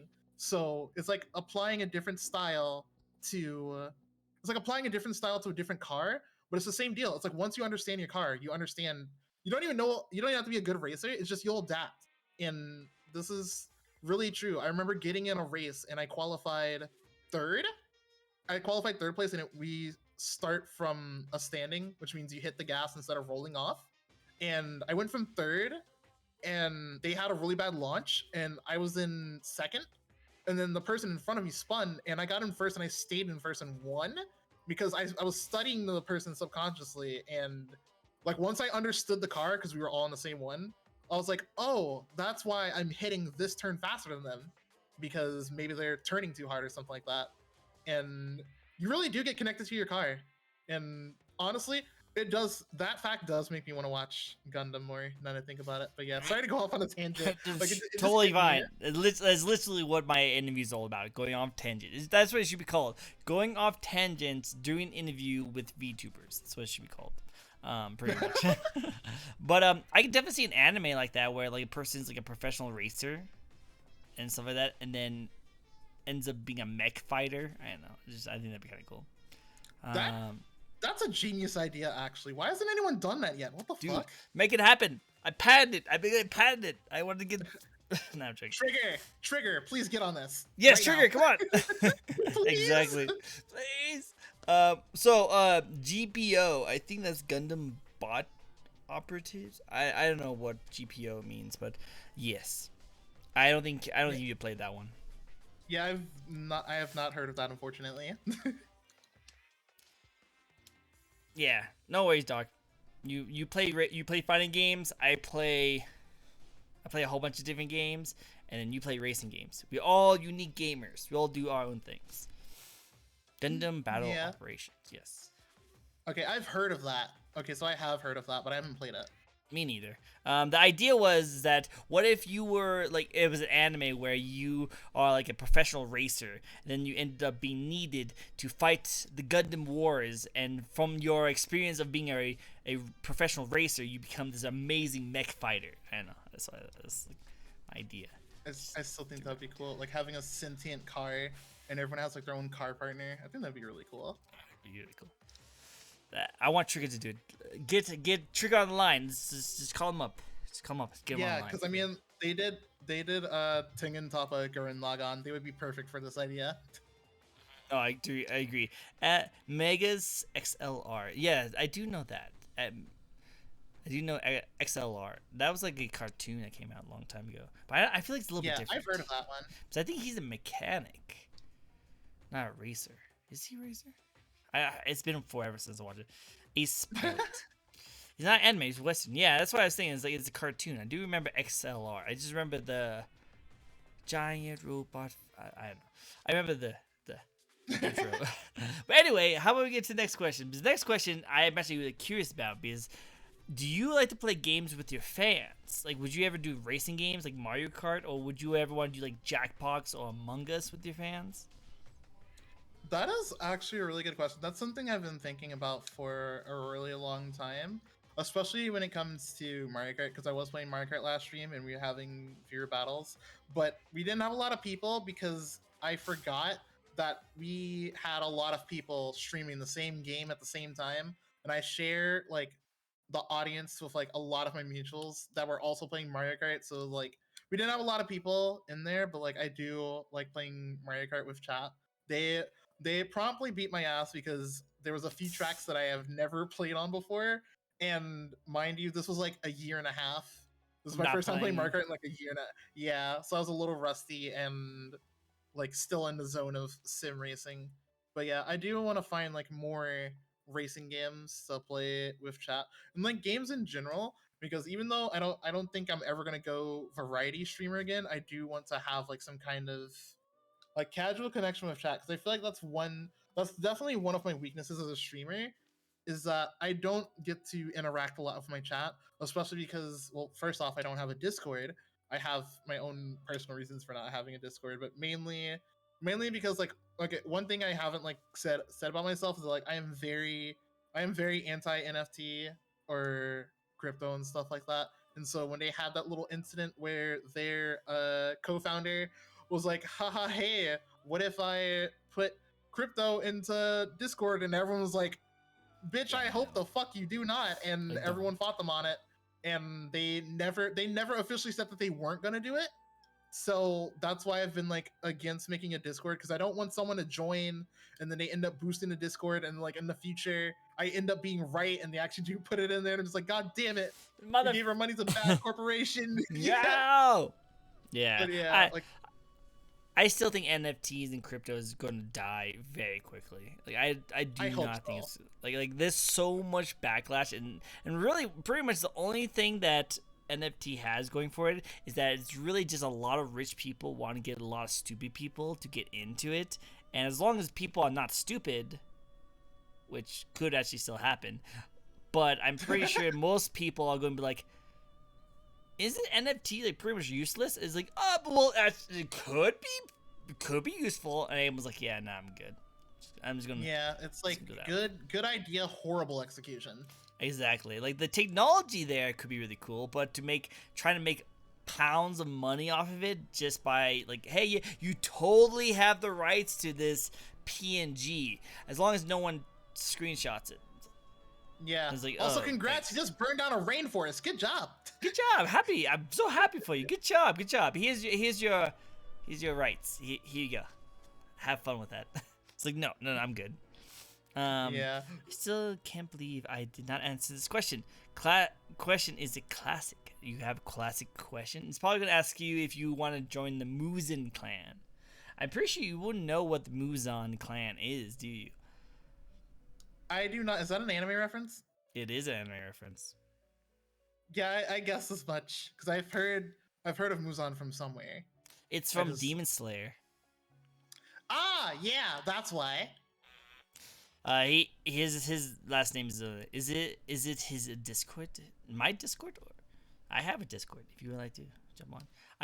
My Discord is literally just me just being like, hey guys, I'm doing this now. Alright, bye. Pretty much that's how my Discord works. A lot of people do chat on there, and I even have like a question of the day kind of thing, which is pretty cool. But I don't like. I should do more stuff with it. I just don't know what to do. Again, I'm not that tech savvy, so I have a lot of mods doing things for me, but I don't know how to do anything on Discord at all. So like, if anyone asks me like, "Oh, you should do this," I'm like, I don't know how. Yeah, I feel the same. That's also another reason why I don't have a Discord. I definitely do want to find some more interactivity with chat. I feel like that's like the one disconnect that I have, and that's why I don't usually play games with chat, because it's like I'm either like doing iRacing, practicing, or maybe I'm drifting. Actually, one thing I used to do when I started doing car content is I actually used to play this game called Car X Drift, and it allowed you to make lobbies that you can allow your chat to go into. The only problem with that, and like one of the main reasons why I stopped playing Car X Drift, is because I got like a lot of very like hard ass elitist about drifting, and I don't think they realize that like I'm not a professional. I just started out drifting, and they would like quite they would literally backseat me because I am in a car, and they would quite literally backseat me and tell Of me what to do. course. I'm just like, yo, y'all. It's like, if I need help or I want help, I will ask you. Until then, please let me figure it out on my own. It's like I didn't get to figure it out on my own, and I had to stop playing it. Oh, really? And Shoot. yeah, it was really bad. Like, it just killed the vibes. It was really bad. There was like so much stuff going on, and it upset me too, because that was like one of the best games for my stream. Like, I really saw some growth from that, and I almost like met some like bigger drift content creators, but like a lot of them ended up being kind of fake. or their vibes were off. And I was like, yeah, I don't want this for my channel. I don't want to put people through this, so I'm just gonna move on to something else. And I started racing. Go for it. Go for it. I like it. I like it. All right, so let's get into your model, because your model is definitely one of the most unique, different models I've seen in a while. And again, I've said this before to you, but I think your personal taste you put into your model is what stands it out alone, and I think it's actually really good. So, what's the thoughts that went into your model when you were designing it?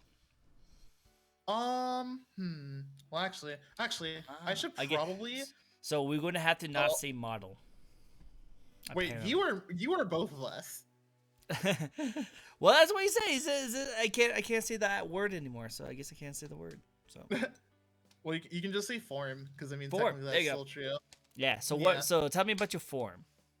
Yeah, so I'm actually gonna pull out my base form here. Oh. Here we go. Yeah, this is my base form. So this is the very first form that I did. So basically, what went into this model, a lot of it, was basically trying to figure out what personal aesthetics I really liked, and basically just putting myself into it. Like that was the whole point of me doing this rebrand originally. So when I first started, the first thing I did was I put my skin tone on the model because I wanted, like, this is just a representation of me. I'm just not obviously a monster girl IRL, but What? like I like. Yeah, sorry to Freaking- break your freaking- immersion freaking lied for a me. second. Oh my god. I'm No, sorry. I'm I'm sorry. I had to. I'm joking. I'm joking. Yeah, but yeah, literally that's the only difference. But I think that's something that I enjoyed before, like, I had the form problem. But like the same type of like street style and like my personal aesthetics, and I already like sea creatures. Like that's the whole point of like my username Pisces. I actually am a Pisces, and that's why I chose it as my Same username. here. Yeah, and the reason why it's spoken with an X instead of like how you normally spell it is because it was actually after the X is actually supposed to be the Greek letter Chi, which is also where my name comes from. It's just pronounced wrong because it's cuter. Because I'd rather people call me Cheese than Kai because that sounds a little weird. But that was like kind of the lore behind it, and I kind of kept that through like every iteration of my model, even after rebrand. Mhm. But with this model, a lot of stuff, like I had it's like an upgrade of my 1.0, and there's a lot of stuff I implemented in. Like I have like more physics. I also have my hair toggle where I can just straight up switch my hair. I see. I like the long I hair. also have thank you. I also have like a lot of toggles on. Like I can take off my hat. I can also take off my jacket. Wait, where is my jacket button? Where Whoa, did you go? whoa. Oh, there we go. There's my jacket button. Like just And- randomly taking off things. This is going to turn to a rated 18 and only stream very soon. Don't worry. Don't worry, I don't take off that much.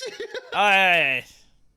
But yeah, I can take that stuff off. I also have one of the most fun things I ever did with my model was this mask.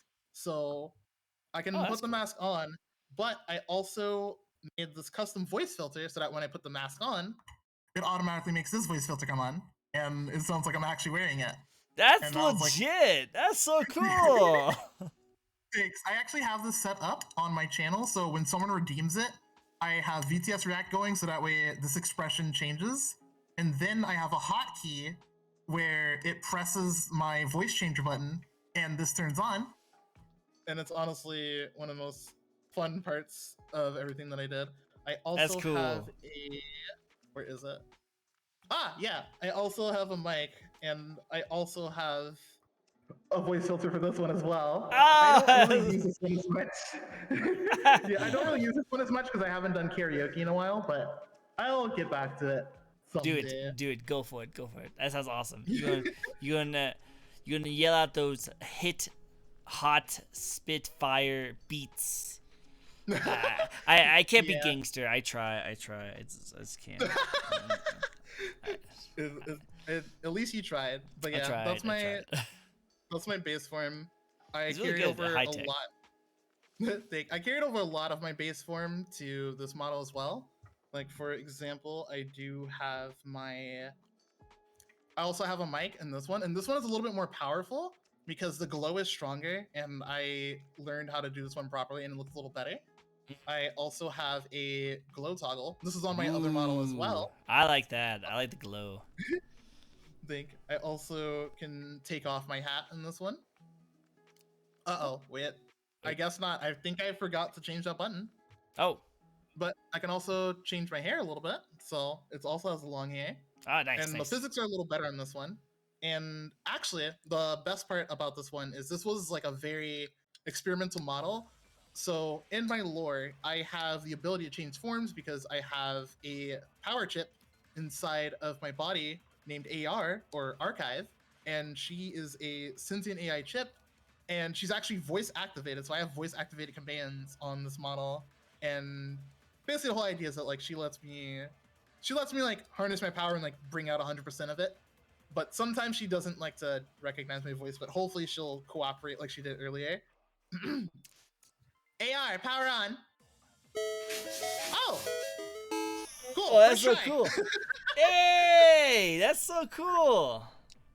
But yeah, this was like a very actually it's funny because this was a last minute entry into my model. But some details like I have like a power core in my eye and it's kind of animated. I also have Cute. I also have a flowing light in my clothes, like you can kind of see it on my belt, Uh-huh. and then on my jacket, it's glowing there. And actually, the best part about this model, I'm gonna zoom in a little bit so it might look a little weird, but I have this little antidote jar because I am a poisonous Oh. sea slug. So in case I poison somebody, it actually has water physics, and Oh. that was one of my favorite parts of figuring out how to do that for a model. Hopefully I don't get And then, poisoned. Hopefully I don't get poisoned. don't worry, it's only on command. Hey, I good, won't good. poison you. That's good, that's good. Yeah. But yeah, so I have that, and then if I want to deactivate AR, that is also voice activated. AR, game over. Oh, But that's yeah, so that's basically all the cool. stuff in my model. Dude, Right that's here. awesome. I like that. You can have some really fun interactions with like certain kind of things, you know? Like especially if you're able to like have certain kind of commands going for it. Like I could see like a VTuber battle. Like say if you had like your old model come out like right next to you, like you try to fight me, and you guys have like fighting and stuff. Like battle on. Like it'd be cool. Like if you do like I don't know if you do, like Dragon Ball Z, but I can imagine you like do like a power up like command that you just like turn all like Super Saiyan. That'd be so cool. So cool. that actually, it's funny you said because that actually is possible. I actually did have a model in the works called my feature suit. So basically, it was a callback to my first model because I used to be a Dragon Axolotl, and Oh. I basically use a part of that outfit for the feature suit. And one of the gimmicks of my feature suit before I discontinued it because I'm rebranding was AR was going to grow more powerful, and I was gonna ask one of my friends to voice act AR because the way the voice commands work is I use this program called Voice Attack. I have my expressions set for a certain hotkey. Same with the noises you hear when it gets activated; those are on the same hotkey as well. I rig them all up to the same thing. So when I give a specific command, Voice Attack makes it say, oh, they said this command, we need to press this button. And so it presses that button on my keyboard for me, and that goes to every program I have open. So the soundboard plays the sound effects.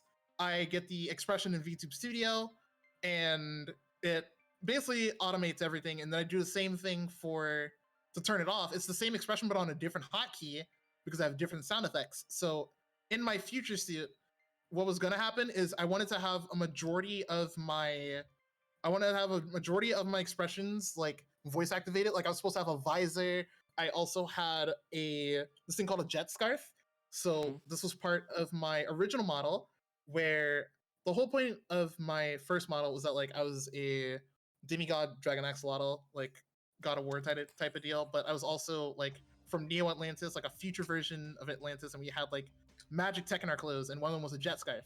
So it was a giant scarf that I would wear, and it had clips on the bottom. And when I want to fly, the clips go up, and jets come out of it. So I That's was cool. gonna have that in my model, but with that, I was gonna ask a friend to voice act. So instead of having sound effects, it has sound effects and a voice command line that would play back to me, so it sounds like AR is talking to me. Dude, that's cool. You should do it. You should keep doing that. Yeah, Whenever you I'm want to. definitely gonna Yeah, I'm definitely gonna try to implement it into something else because I'm not gonna be working on the future suit anymore. But it's definitely some fun technology. I want to convince like other people to try and do it because it's actually fairly easy to set up if you have the right tech for it, and it's pretty There's accessible. there's a VTuber who I'm good friends with. I will definitely say, like, we've had collabs before. I'm going to try and link her to your Twitter to see if you guys can DM each other, because it sounds like stuff that she would like to do would be up your alley. So I think you guys might be able to chat it up with some really cool ideas with each other. Oh yeah, I would definitely love to see more people like trying out these ideas, especially for reactive overlays, because on top of all the stuff that I have in this model, I also have that background that I showed you earlier, and that was just a prototype because I could have taken that like way further. I could have also done voice commands that play back or have sound effects as well, or I could have just added more colors because I don't have to actually put a hotkey for those because I have a plugin that automatically plays VTube Studio expressions for me without using any hot keyboard keys. So I could technically have an infinite amount of colors in that maze. It's just a matter of actually putting it in there. It's very fun. You should do like a tutorial on like a YouTube channel of how do you do some of those kind of things. That'd be kind of cool. Honestly, honestly, yeah, I did actually have a few streams before. I had a stream where I was working on one of my VTuber kids, and instead of working off stream like I planned, I was like, you know what? For the entirety of this week, I'm going to stream the process of me rigging because people are asking me a lot of questions about rigging. I'm just like, you know what? I'm just gonna stream it. You guys can learn, and That's I'll cool. also be working on my VTuber kids. And it ends up their model was actually so good that I had to redo my own because it looked 10 times better than my own because I learned so much from doing it. But I did that. I also did a tutorial on reactive overlays on a stream, but I do want to get into YouTube stuff. That's definitely something that I want to do. Let me know. I can hook you up because I've been doing YouTube stuff for a while. I'm not the best, but I can always give you some tips and tricks on how to do a few of them. So let me know. I will definitely help. Yeah, sure. And then yeah, definitely sound spec. If you want to, definitely go check out her content and see if you'll be able to get some really good stuff on there.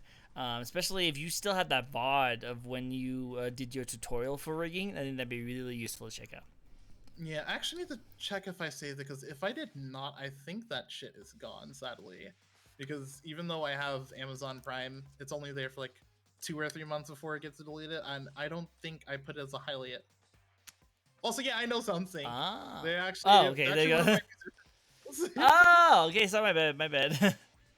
No, you're good. But yeah, they're from my community. Yeah, they're so cool. They make a lot of chiptune music. They've I actually just, I, gotten me like back into chiptune. okay. I swear I saw SoundSync in some of my other streams before. I could be wrong, and I apologize in advance, but you looked very familiar, so that's why I was like, oh hey, check this person out, kind of situation. But I apologize. Apologize. We'll do. Clip tune. That'd be cool. All right, so next one I wanted to ask you about was actually, what's your favorite part about your design? Like, you personal part. Ooh, that is a good question. Well, for this outfit, I would say my favorite part about this design, well, this outfit and form, is the fact that I like this form is like a very self-indulgent reference to everything. Like literally every part of my design is a reference. Like I have my Galaga badge and my Rally X badge on my hat. I did I notice the have Gallica. I was like, nice, yeah. nice. Yeah. I also made my varsity jacket like asymmetrical. So on my right sleeve, that is actually that is like a 1-to-1 replica of the very first map you see in Pac-Man. Oh, that's Like cool. I redrew it onto my sleeve to make it look like it's on there. The stripes on my jacket are the color of the ghosts: Inky, Blinky, Pinky, and Clyde. Also, fuck Pinky. Chat knows why I hate Oh yeah, Pinky. 100%. She's a Yeah, bitch. no one likes And Pinky. No one likes Pinky. yeah, my earrings on my left, yeah, my left ear. Well, actually, sensors. That's something I forgot to mention. So these aren't actually ears; these are sensors. Sea bunnies don't have ears; they just look like ears, and that's why they get their name Sea Bunny because they're Ah, actually I just see. slugs. Yeah, but my technical earrings. These are a very obscure reference from it's a game called Motos or Moto S, and basically you played as a spaceship trying to knock off aliens off of a board, and these were one of the bonus point items that you could get. And then on top of that, on my sleeve, you can't really see it because it's on this model, but I have patches. So I have one for Ridge Racer 4, I have one for Pac-Man, I also have one for a Galaga alien, and then I think you might be able to see it on my shoes. Well, kinda. Like you can kind of see it on my shoes, but uh, on one of my shoes, I actually have a DDR pad on my right shoe, and then oh wait, hang on, I need to be over. Okay, yeah. So on my right shoe, I Standing on my have a table, I DDR see. error. Yeah, I have a DDR arrow on my right, and then I also have the DDR health bar on my left. I And see. I see. that yeah, and that's like one of my favorite parts about this.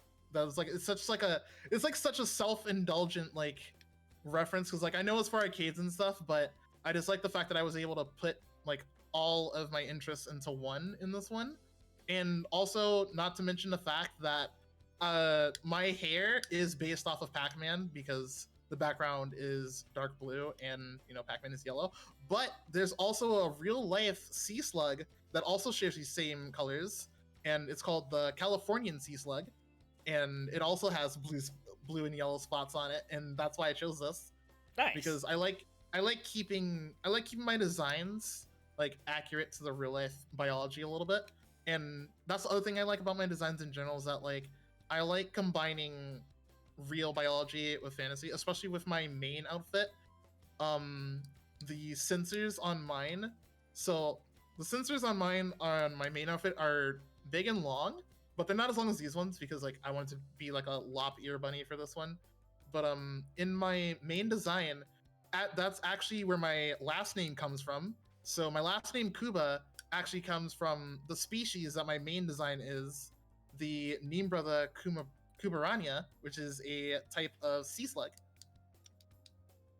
Nice. That's really So cool. yeah, so my last name is actually just a shortened version of my species name. But I like it. I like it. other than that, I just really like it. Also my patch here. So if anyone's been looking at these lines, wait, I need to scoot over because the coffee's in front of it. But like Sorry, these brother. lines right here, yeah, you're good. But these lines right here, this is actually the number 6. It's just very stylized. So there was 2 reasons why I chose number 6 as my racing number. Is because one, when I first started, I actually wanted to do racing and FPS games, and I played a lot of Apex. And my favorite weapon was a wingman, and the wingman is based off a revolver, and most revolvers have 6 in the chamber. So that was like one of them, and like the whole thing of like being fast as a bullet and deadly as one too. And also the reason why I chose the number 6 is because your typical GT3 or non-formula racing car has 6 gears in it. So that's where that patch comes from. Nice. I can. I see. See. That it seems like you put a lot of nice details into your outfit and your design to make it so that even the smallest bit of detail has some kind of reference to something you enjoy, which is really cool.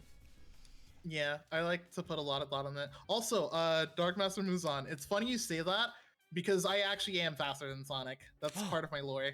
Oh. Well, So how about we get into your lore then? Okay. What is the lore of your model? okay, so I'm gonna start from my first model, which was Chinero, the Axolotl dragon I mentioned.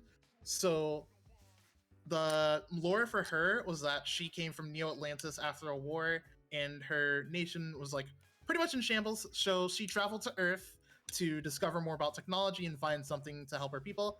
And so when I rebranded, I added on to the lore to say that Chinero had figured out everything about technology because she found Twitch and started streaming there, and she had figured out everything she needed to know to fix like her nation. But before she went, she gave her sentience and her memories to one sea animal, and that sea animal was the Nimbrother Kubarania, the sea bunny.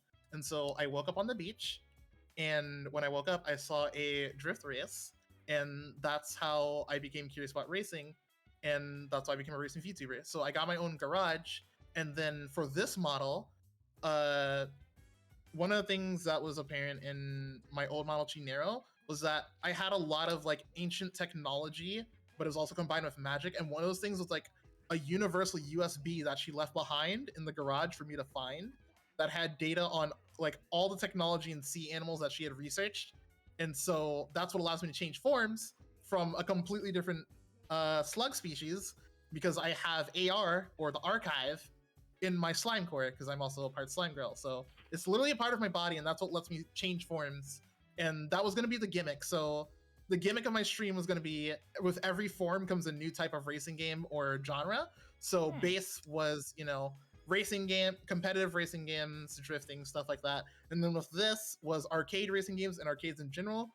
And then I was going to have my future suit, which is going to focus on pod racing games like Wipeout 2048, Pacer, Redout, Grip Combat Racing. Also, a little bit of Rocket League was going to be in there as well, and Flight Sims because I had my Jet Skype. And then my fourth form was supposed to be a mechanic outfit, which another spoiler for my rebrand. My rebrand is going to be focusing more on the mechanic aspect of that. But I was going to have like red overalls and I was going to be a red sea slug. And with that, I was going to play car building and car mechanic simulators. There's actually one car game called BeamNG. I don't know if anyone's heard of it, but it is one of the world's most realistic crash simulators. And they have a add-on game where you can build your own custom car and put it into BeamNG. And that's what I was going to do for my mechanic debut.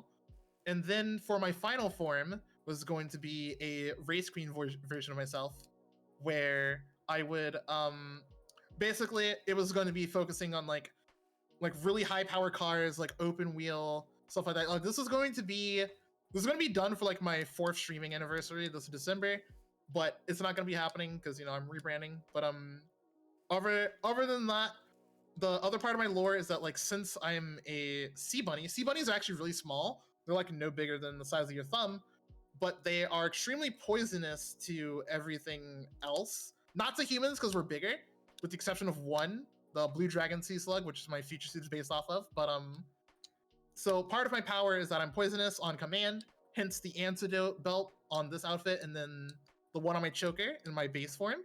So since I am a sea slug, but I'm the size of a human because I'm 6'6", my poison can actually kill you. And the only way that you can survive is from the antidote I produce. And the lore is that if I poison somebody, they have 30 seconds to get the antidote from me, or they're just dead for good. But it only works on living stuff. It doesn't really work on like robots and stuff like that.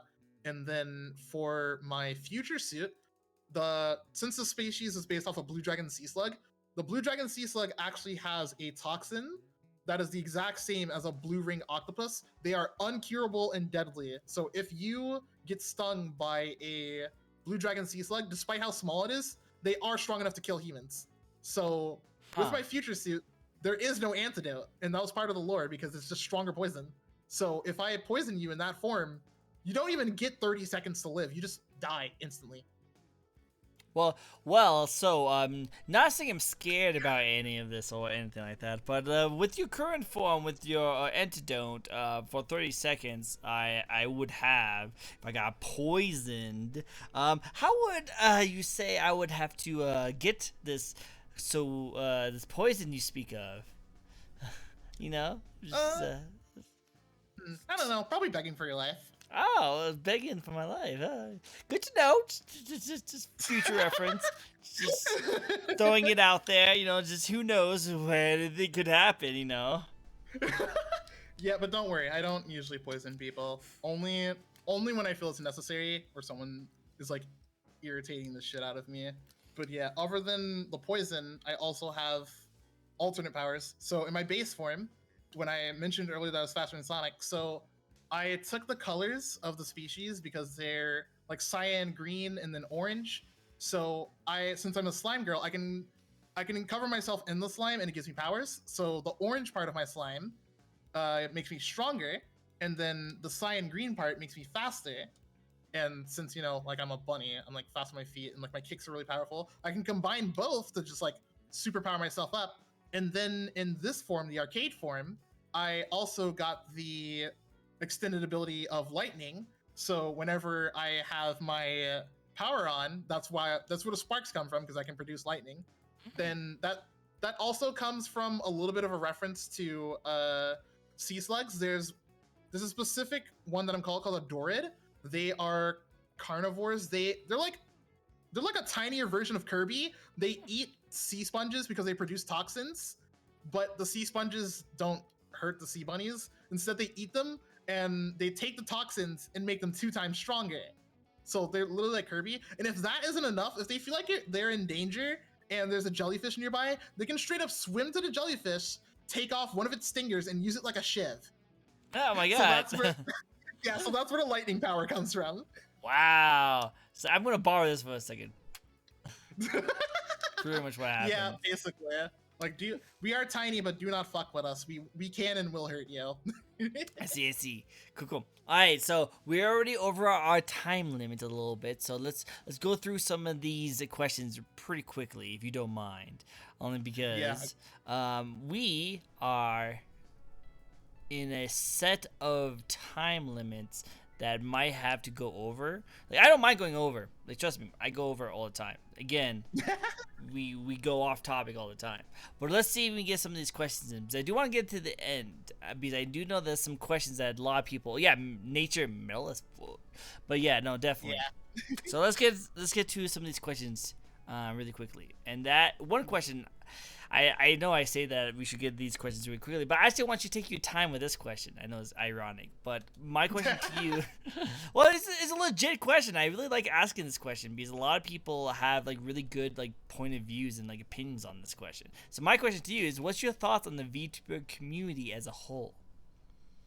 Oh my god, I have a gigantic hot take about this one.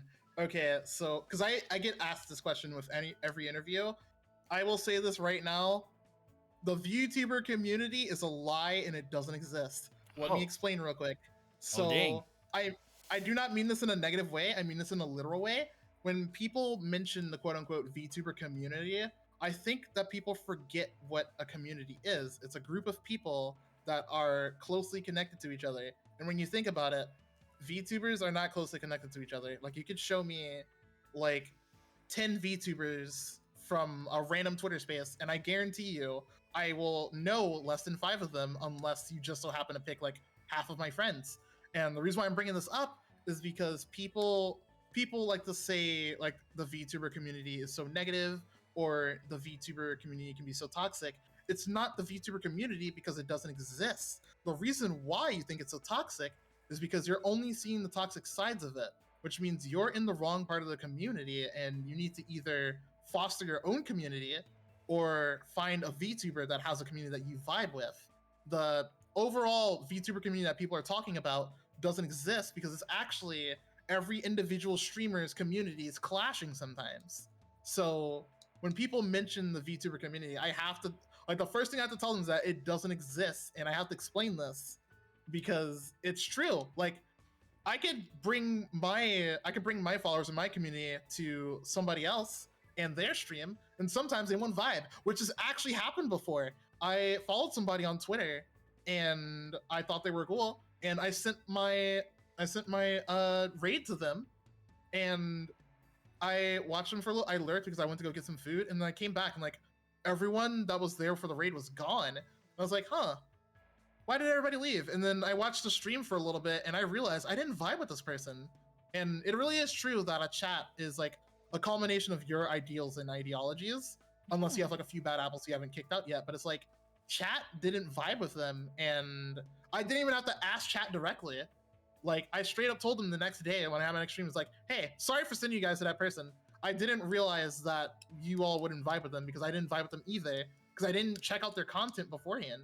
I used to follow without checking people's content, and so I'm now very strict with that because I can tell when my community will or will not like something. Like, when I do a racing stream, like, one thing I try to do is when I do a raid, I try to raid someone that's doing something similar. So if I was playing iRacing, if someone I followed was playing another racing sim or they're playing iRacing, we're gonna raid them. If I was doing art or VTuber rigging and someone related is also doing that, because I follow a lot of artists, I'll send them there, like so on and so forth.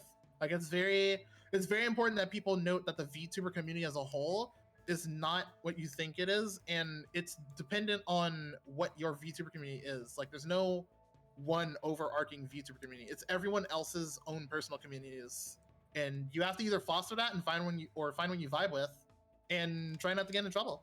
Makes sense. No, 100%. That's so interesting because now that I think about it, like, well, so one, that's a very interesting take because I've never heard that. Of all the interviews I've done about the community, I actually never heard that before. So that's actually really interesting. Like the enlightening you did, and now that it makes me think about like the kind of community I have, because I have a group of people that always come to my streams and the community I have, and it's just interesting to think about because like that's technically who I am as an ideal, like my ideal of people who like to come by and check it out, and they're usually just kids. I don't know how or why, but a lot of kids like to follow me. Huh. Will, That's dark, you interesting. know. Yeah. What kind of ideal and what kind of like positive energy, or I hope it's positive energy, do I give out to make kids want to follow me? Huh. Honestly, I think it's that, and probably the fact, because like you did mention playing Smash before. I did A lot play of kids do have like if you have like a Nintendo Switch, like it's almost guaranteed that eventually a kid will find your stream. But like I can tell from like your vibes alone, kids probably follow you because like you are very positive. It was actually very hard for me to like get comfortable around new people, but like I already feel like fine. Like I was nervous for like a whole 2 minutes when we started this, and then I got fine. I think it's just, like that comfortability and like that sense of, hey, you belong here, welcome, you know?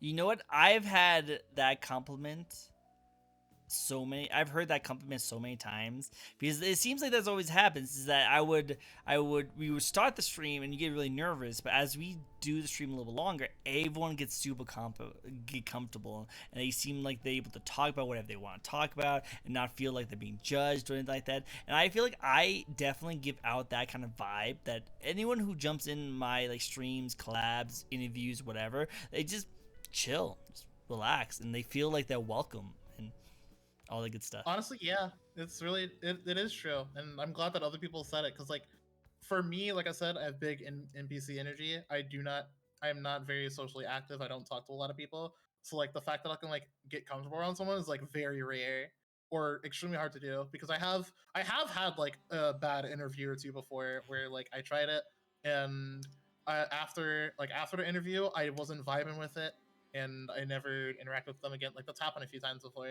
So it's like I think that's one of the best benefit. I think that's one of the only good things about being socially stunted is because I'm aware of like my social progress. So I can tell when someone has good vibes. Like I have a good vibe radar. Like I can tell when someone has good vibes. I can tell when someone is actually kind of bitchy, and I have never been wrong. Sadly, I am just waiting. I am waiting for my bitch radar to be wrong. I am praying to God one day someone proves me wrong, but sadly, my bitch radar has 100% accuracy so far. I am sorry.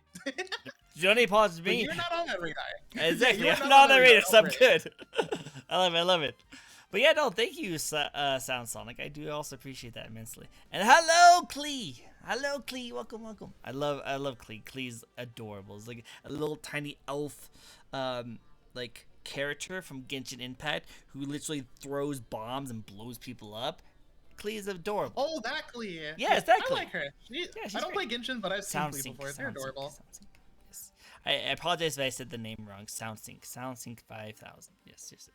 But thank you, much appreciated. But yeah, and thank you very much. I do appreciate that immensely because I try to be like, well, because fun fact, I was actually, before I graduated with a counseling and psychology degree, and I was actually going to be a high school counselor.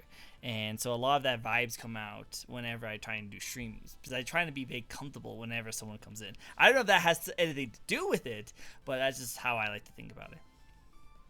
That actually makes a lot of sense now. Mm-hmm. But yeah, let's get to the next question, which is also a really fun question, I would say. All my questions are apparently really fun and going to take a long time. Well, we'll see. Have you ever noticed any changes from when you first started streaming to now? Oh, that is such a good one. I literally too many to mention in the stream. We So would be good. here for like another hour. But one of the biggest differences I've noticed is, like I said before, collabs. Like the whole vibe of collabs is different. Like before, you could kind of just like hang out with your homies, like, oh, by the way, I want to stream this. Is that cool? It's like, yeah, sure. And y'all just hop on. Now it's kind of just like you have to set a whole fucking reservation for a day and get your homies together. And actually, that's actually another thing that I've noticed with like collabs. One of the other reasons why I've stopped like seeking out collabs is because usually I'd be the only one to remember. Like I said before, I have very horrible memory issues, and on top of having ADHD, that's never a good combo.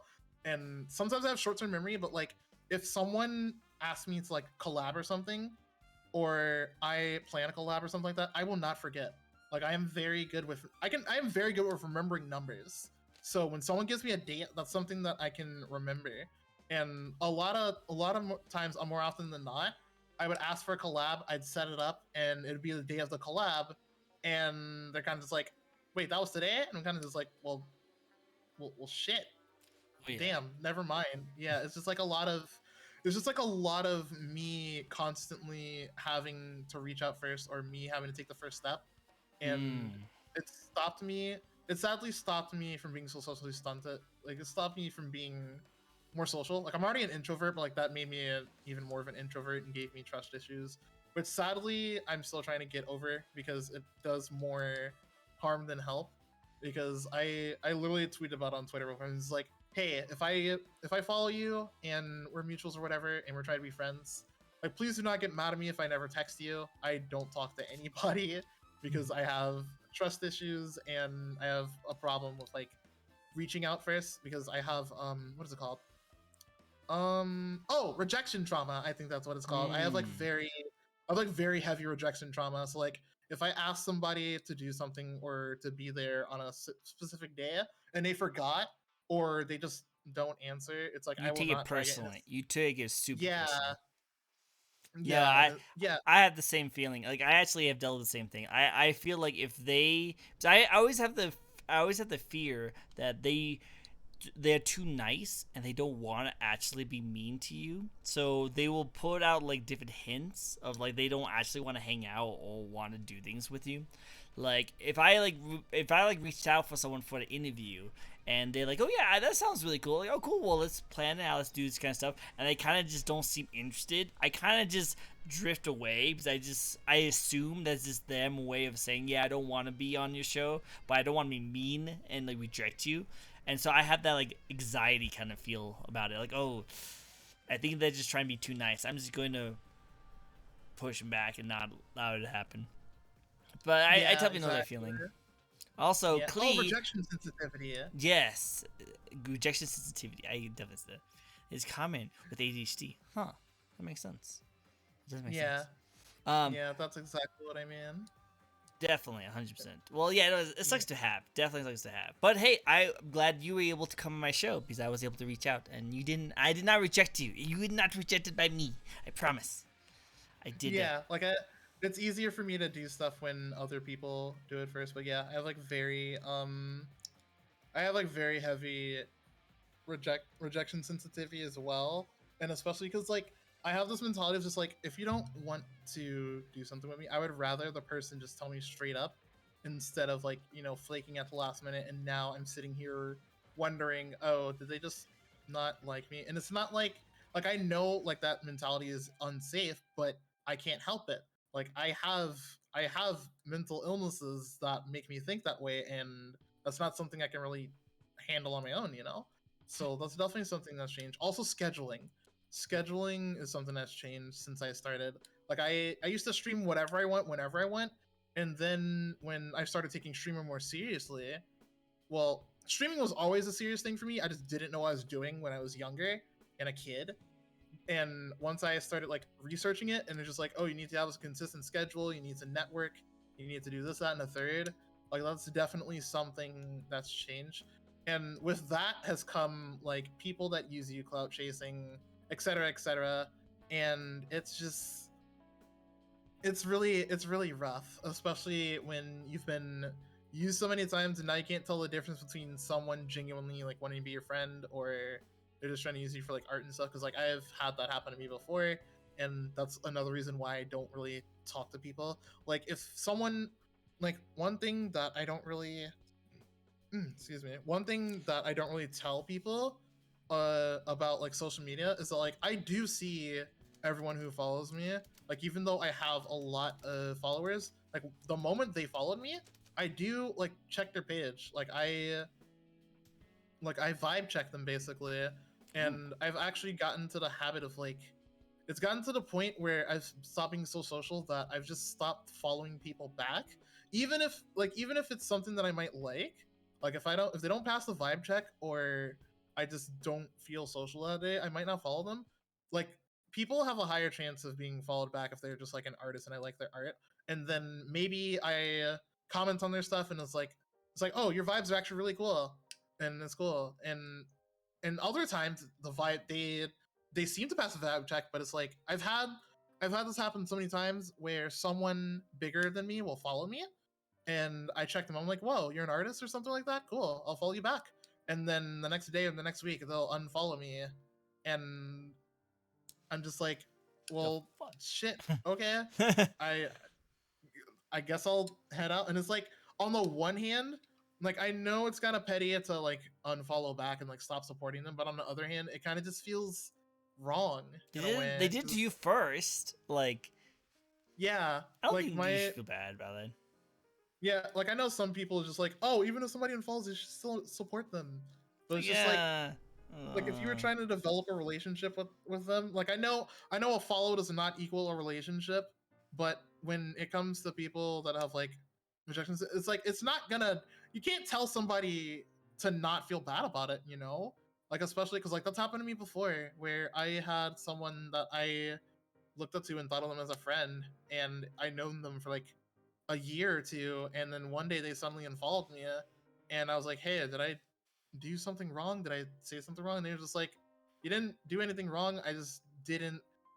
They told me that they didn't like seeing me struggle because like I tried to limit my venti tweets or just like rambling tweets on man because I have a private for that, and I don't want to like bring down the mood on a timeline.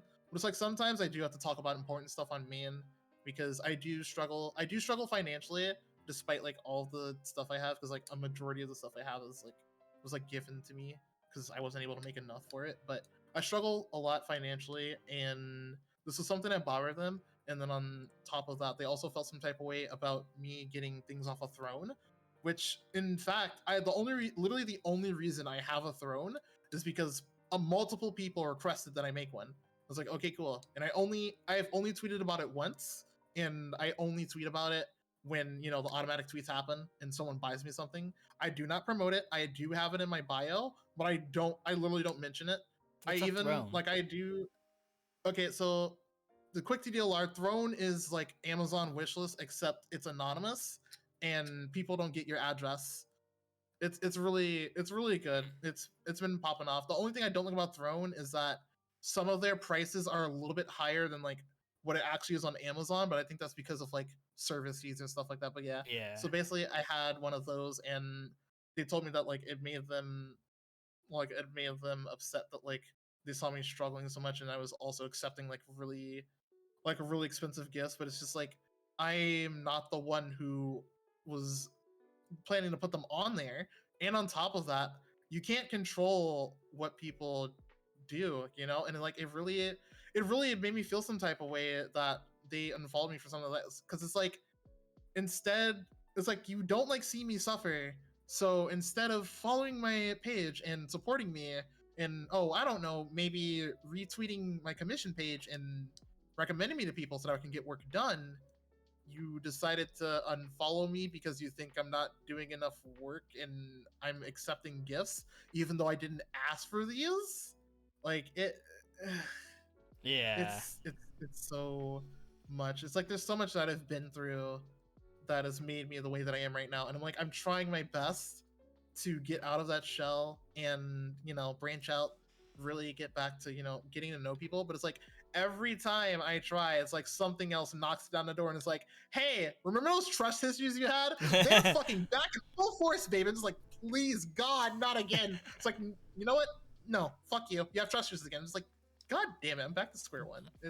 Yeah, streaming has changed me for both better and worse. It's been a fucking roller coaster. But I hear ya. overall, I'm glad that I started streaming because I would not be the person that I am today without it. True. I definitely can feel that 100%. Like, definitely can feel that. Um, like, there's definitely some really great things that happened because I streamed, and I'm so happy that I started streaming, and I'm still super happy that I'm still streaming. But I'll definitely say there's definitely been a couple of cons going into the social media that I was warned about, and I still see it, and now I'm like, oh, okay. Yep, this is what I was warned about. But I know, we'll see. So far, I've been really enjoying it, so I have a lot of fun. All right, so honestly, it's just overall good. yeah, we're all good. So, are you ready for the most difficult question of the night? Oh God, what is it? See, my hotkeys are not working. Oh, I know why. Okay, now I know why. I was like, "What? My hotkeys not working?" Okay, so we're ready for the hardest question of the night. You hit me. All right, that is, what's your favorite video game or free game franchise? Ooh, okay. So I actually do have an answer for this. Ooh. So for favorite racing, like favorite racing game that isn't a sim, like I just like casual game, Daytona USA. Like that's just the fucking racing game ever. Favorite, well actually no, Daytona USA, and also this one game I discovered recently called Inertial Drift. It is a dual stick drift arcade game. So basically you have like your basic left and right on your left stick, but your right stick controls your drifting angle. And from this simple little game, I thought it was like a simple, you know, casual game. But I did like a short playthrough of one of the storylines in the game. And as we went on, they were teaching us actual drifting techniques that you can carry over to not just drifting IRL, but like any racing game. Like it was actually insane and eye-opening, and it just like it made me so happy to see that like such a game that looked so casual and fun actually teaches you like real drifting and racing fundamentals. And it slowly became like one of my favorite racing arcade games like ever, right next to Daytona USA. My favorite sim racing game, I cannot say, but I am very fond of the Gran Turismo series. It's not like a full sim, but it was the first game I ever played. I was kind of destined to play racing games. Like Gran Turismo was my first game, and I can actually remember playing it, which is really weird because, like I said, I have memory issues. I can't remember my childhood, but I specifically remember my dad holding me as a child and handing me the controller to the PS1, and we played Gran Turismo together. And to this day, my dad still plays Gran Turismo. Like even I gave him my old wheel setup, and he has a PS5 because like we got him a PS5 for Christmas. Like me and the rest of the family pulled together a bunch of money when they were like super rare, and we managed to get him one. And then for his birthday, this last week on Friday, I actually bought him Gran Turismo 7, and I got really scared because sometimes my dad doesn't buy games for himself often, but sometimes he'll like buy something that's new just because. And I was so scared that like he bought the game He already. got it. Yeah, but like he actually didn't. I was like, oh, thank fucking God. And he already has like my old wheel setup, and it works with the PS5. So yeah, that's definitely like not my favorite sim racing game, but like one I hold very dear to my heart. Favorite non-racing game? I actually used to play fighting games a lot, which is why I was in Smash. Like I still have my Hori Fight Pad Mini. I use it as an arcade stick for Pac-Man now though, but my favorite fighting game ever was Street Fighter and Tekken. Like not the collab game, but just both of them separately. Street Fighter because that was my first fighting game, and then Tekken because I just have like a lot of good memories with it, especially with Tekken Tag Tournament. Like me and my sisters play Tekken Tag Tournament religiously, and also a lot of like my music inspiration comes from Tekken, especially the one track Kish from Tekken 4, absolute fucking banger. And then I think like my favorite game like of whatever is actually a very minuscule series that not a lot of people know about, Azure Striker Gunfault. It is a franchise near and dear to my heart.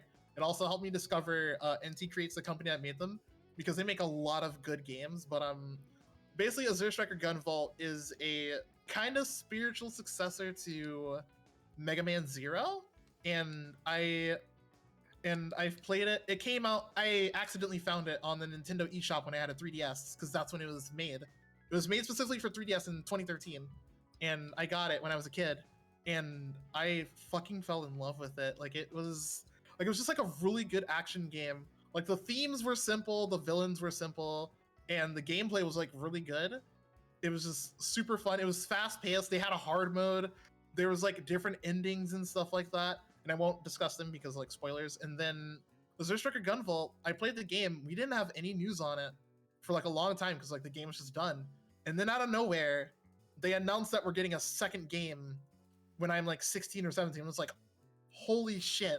I didn't think they'd actually like recognize it because like it's not a popular game in America. It did okay in Japan. They got like their own OVA series in an anime. It was kind of shitty, but it was still kind of cool. But Yeah. we got Azure Striker Gunvolt 2, and when Azure Striker Gunvolt 2 came out, it became so much more well known. So well known to the fact that they actually made a spin-off series based off of the endings of the game. So we had Azure Striker Gunvolt 1 and then 2, and then we got the spin-off series Luminous Avenger X, which follows the bad ending of Azure Striker Gunvolt 2. And we got that game a year or two ago. And then we got Luminous Avenger X2 earlier this year. I still have to play it, but I'm broke, so I still have to save up for it. And then we're getting Azure Striker Gunvolt 3. Yeah, we're getting Azure Striker Gunvolt 3 later this year, and that follows the true ending of 2. And honestly, just like the game itself, like there's a few problems here and there, but like overall, it's just really good. And also, I have to mention this because I love them. There's this one character named Zonda in Azure Striker Gunvolt, and their superpower is being trans. I shit you not. Like they have this magic mirror, and they can go to a reverse world where they have a different version of themselves that's a girl, and literally they can just like, and they're actually one of the strongest characters in the game, and they can just like flip through mirrors, and their superpower is being trans. It sucks That's that they were a awesome. villain. Yeah, it sucks that they were a villain, but like in Azure Striker Gunvolt 2, like they state like their whole reason of like doing what they do, and I was like, shit, wait, are we the good guys or the bad guys? The villains are kind of based actually. Like I love games that make me question the hero, because it's like, because like I remember there was a saying that was like, there's no good guy or bad guy. It's just whoever has the stronger will for their morals. And Azure Striker Gunvolt is like a perfect picture of that, and it's just really good. But on top of that, Azure Striker Gunvolt also got a shit ton of different collabs. We actually in Azure Striker Gunvolt 2, when it first came out, we got Shovel Knight as a DLC boss. Like what? Like Shovel Knight of all fucking people is That's in so cool. a Mega Man Zero successor, and then That's on top so of cool. that, it's so good. And then on top of that, they got their own fighting game called Blade Strangers, and Gunvolt was one of the main characters, and Shovel Knight was also in that game, which is so fucking good. And then That is cool. and then on top of that, they made another game called Blaster Master Zero, which was a remake of the old SNES game Blaster Master. And so they made 002. They recently made 03 last year. And so in the spin-off Gunvolt game, Luminous Avenger X2, they actually announced that the main character from the Blastmaster Zero series is coming as a DLC boss. And one of my friends is actually the English voice actor for Eve, one of the characters. That's cool. And I wanted to fucking, I literally woke up and that was the first thing I saw. I wanted to fucking sob. I was like, two of my favorite things come together. Oh, that's so cool. I like that. I like to hear that. That's so cool. But yeah, Azure Striker Gunvolt. Oh, also Kingdom Hearts. Oh, I almost forgot Kingdom Hearts. How could I? But yeah, How Kingdom Hearts. could I'm not even gonna explain why I love that game. If you know Kingdom Hearts, you know why it's good. Yeah, agreed, 100%. That's really Blessed. cool. Blessed. All right. So next question is, if you could live in a video game world, what world would it be? Ooh, that is a good one. If I could live in a Kingdom video Hearts. game. That is a very common choice. Go into all these different worlds. Yeah, Of honestly. Disney. Yeah, honestly, it's probably gonna be a weird answer, but I would live in either iRacing or Race Room, and the reason being is because, you know, it's a racing sim. Like literally, the only difference would be that I actually get to race the cars in real life, and it's something that I've admired for a while. Like as a kid, I couldn't really explain why I liked cars so much because I was a Hot Wheels girl as a kid. I played Hot Wheels. I played Nerf. I played Need for Speed. Need for Speed Underground 2 was actually one of my favorite games. Dude, I Like never it played was that so many. good. I never played that many racing games. I never really good at any of these games. But Need for Speed Underground, that was my jam. I did play that. I had a lot of Yes, fun with it. I like did enjoy that one. Need for Speed Underground 2, Midnight Club, Burnout Paradise. Like it was just really good. Also, a little tangent. I almost got grounded because of Need for Speed Underground 2 because if you did not know, they have a Game Boy version, and the main theme song of the Game Boy version is "To the Window, to the Wall." Yep. And I didn't know what the fuck that song was. I didn't know what it meant. And I remember playing it because we were on a road trip and on full fucking blast, all you hear is the window to the wall. And my mom was like, down. yeah, but like they changed it because it's on the Game Boy. My mom was like, "Gee, what are you playing?" I'm just like, "I'm just playing Need for Speed Underground 2. What's going on?" And my mom was like she didn't even want to explain it, but it was just like really funny. But yeah, like Yeah, the look it only up. difference, It's funny. yeah, the only difference between like being in IRL and then being in iRacing is that like if I lived in iRacing, I would be able to just race. Well, actually, no, that's not true because iRacing is very expensive.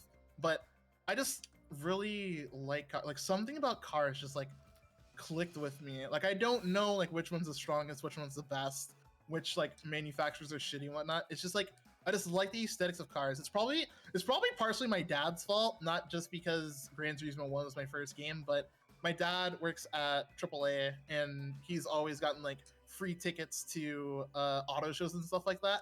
And I just really loved like how the cars looked. And I would always imagine I was always imagining like how they drive, and then when I grew older, I kind of like rediscovered that with sim racing because like I said, I almost gave up on streaming a year or two ago because I was gonna redesign. I just didn't know if I wanted to do FPS because it's like everyone plays FPS games. Like every VTuber plays Apex. That's like the VTuber collab game. It's like I don't want to be like everybody else, but it's like I don't know what I truly like, and like something in my brain just like went back to cars, and honestly, it just clicked. I was born for racing. I just haven't figured out how to make that destiny come true just yet because I'm still working on it, and I'm still trying to live through the hell that is iRacing fees, but yeah, I would definitely live in like a realistic sim if it gives me like a slight chance to just go and race because it's something I've always wanted to do, especially considering I've never been into NASCAR. It's actually funny.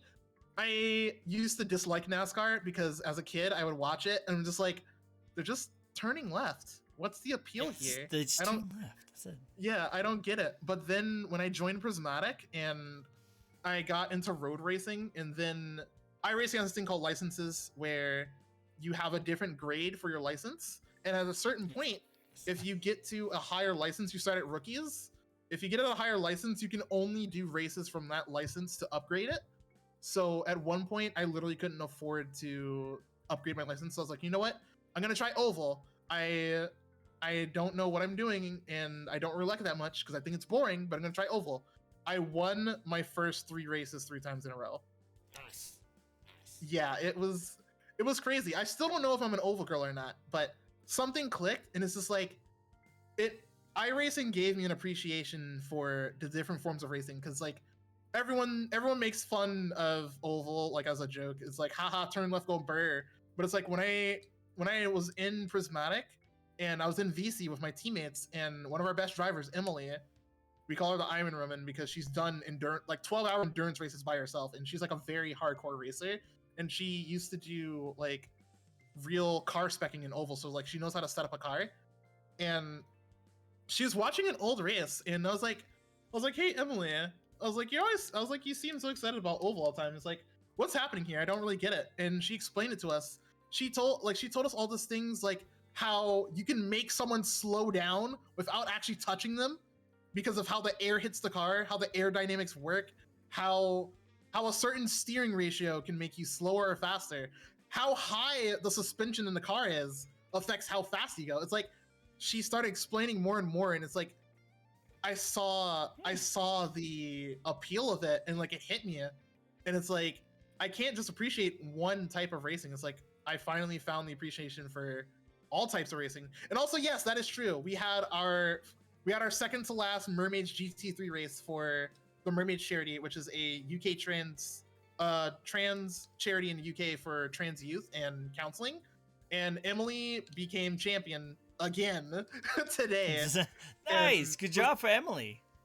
Yeah, she's fucking insane. This season was really close because I've also competed in it a little bit, but we've had like some finishes where she wasn't the only one to win. Because last season she won basically every race. She won so much, in fact, that like a quarter through the season, they actually added it up, and she had so many points that no matter who entered the race, she was guaranteed a win because she just won that fucking much. So she didn't get challenged until like this season, but like today was crazy because like she almost didn't win because someone was just like on fire. Like one of the competitors from our sister team's Positive Movement, Chris Nolte, he's actually the one who bought me my sim chair, God bless him. But he was doing really well. He was like 5 seconds ahead, and then something went wrong, and we didn't realize what it was until it's 10 seconds to the line. Chris Nolte is going around the final corner, pushing as hard as he can, and his car fucking slows down because he ran out of gas. And out of nowhere, Emily, from 5 seconds away behind him, comes down and takes first and fucking wins. Oh, like snap.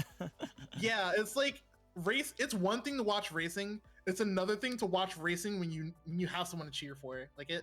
That's true. Like I don't know. Like something about that is just like that's what makes me wish I could live in like a sim game, because it's just like I wish I could do that in real life. Like I wish I could like get up there and possibly like, you know, get my name out there. Like I don't really care about like fame and stuff.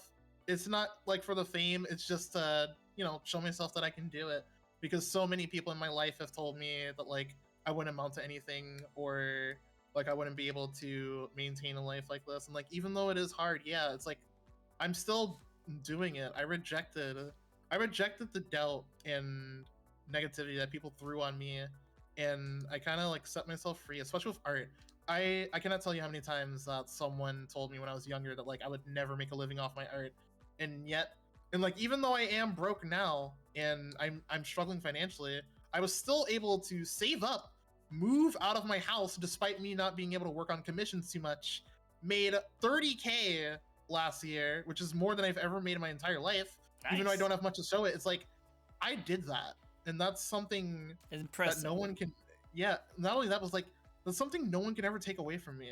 And racing is like that for me. Like if I could live that in real life, it would just be really nice. Because just like, sure, I'm not the best, I'm not the fastest, and I'm not the wisest, but it's like that's my thing. Like racing is my thing. It is in my blood, and it's just something that we're like even down to like my dad's side of the family. Like my uncle has a fucking auto shop. Like it started clicking to me last year, like how many things just lined up for me. The fact that I used to play with Hot Wheels all the time, the fact that I like was addicted to Mario Kart at one point, and it's just like all that just hit me, and it's like this is my life now. So it's like honestly, I kind of already live in iRacing, honestly, because I'm going to make it into a career. At first, I was saying like I want to. It's like I am going to. Like not now, probably no time soon, but like if I keep at it, it's going to become a career, and I know I can do it. And that's what you should do. You should keep it up. Yeah, it's like I lost my passion so often, especially like last week. I legit almost quit racing and went back to FPS because, you know, like I said before, iRacing is very expensive. I literally cannot afford to compete in officials right now. And while officials aren't important, for me as a person, like to have a higher license of that class and being able to show to like, hey, I have this amount of iRating and I'm in this class, like I'm improving. Like it's not something that's fundamental because you can go in leagues. Like anybody can run a race or competition, but it's like I want for myself to be able to say, hey, I made it from I made it from rookies all the way to A class, the highest tier in iRacing, in less than a year. Like that's something that I want for myself. And on top of that, to go into like officials and stuff like that. Like NASCAR is an official race in iRacing. They're officially partnered with NASCAR, and you run official Vince. Like I'm not the best oval racer, or I don't even know if I want to do oval racing. But it's like if I wanted to get into NASCAR, that's the only way. I have to race in officials. So it's like that's something I want to do. Like I want to be as good as my teammates. Literally, one of our teammates who recently joined, Christina, she was the first trans woman in eNASCAR to ever race as of like a week or two ago, and the first woman in eNASCAR to race, along with another one of her trans friends that also made it in. And like, even though she didn't finish the race, that is like literal fucking history being broken. Like iRacing is ancient. Like I think it came out like 2011, 2013.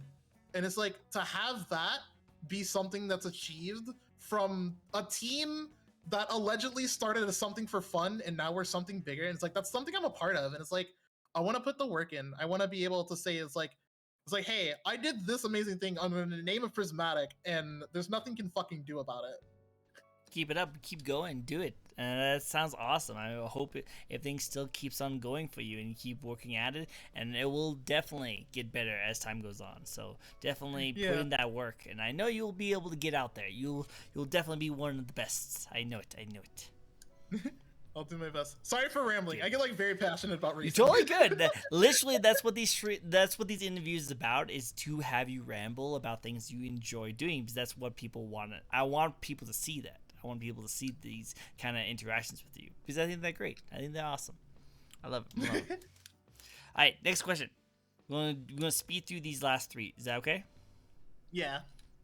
Go. And that is, what if you could collab with any VTuber? I know that we already had a conversation about VTubers and you need to vibe with, but which VTuber do you think you would vibe with pretty well if you could collab with them? I knew this question was gonna come eventually, and I feel so bad every time it pops up because I do not have like an ideal person to collab with, and the reason being, like I said, trust issues and stuff. But not only that, but like I've had to mentally tell myself that like, hey, it's like it's okay to like. I mean, it's okay to look up to people in general, but like for myself, I have learned that more often than not, when I look up to someone or I try to like, or like I used to like put people on a pedestal, not to the point where like I'm like a simp or something, but more so just like, damn, I really want to be like this VTuber. And like for the past like 2 years, it's like almost every time I've like met like one of the bigger VTubers that I admired or looked up to, with the exception of a few. There have been, sadly, there's only like a few bigger VTubers that actually connected with me and talked to me. But it's like the others, it's like I haven't had very positive experiences with them. And at one point in my life, I kind of just went, I have to stop looking up to people. And I mean this in, like, it sounds negative, but like my mentality is that like, if I don't look up to people, then I won't be disappointed if I meet them and they're not who they thought I were. Because there is a saying that never meet your heroes. It is very much true in this industry of VTubing, because I used to think that like everything was like cherry on top, so sweet, everyone was kind, and it's not like that. People are very double-handed, and they don't show you that until they need to or they want to. I've literally had bigger VTubers allow their fans to mistreat me just because I had like a differing opinion on them. And one thing that is never apparent in VTuber Twitter, I won't say VTuber community because of like what I said earlier, but one thing that is apparent is that like everyone wants to talk shit, but they don't want to talk it out. And that is something that I've learned that I need to get out of that mentality, because people will hear something, like they will go based off of one thing. It's like, oh, hey, this VTuber said this one thing to me. And it's like, did you talk to them in DMs? Like, did you confront them about it? Did you tell them about it? Like, especially with the fact that there's so many neurodivergent people in VTubing, like in some cases, we just don't know. Like sometimes people genuinely don't know what they've done is wrong, and they'll keep doing it because no one took the time to explain it to them.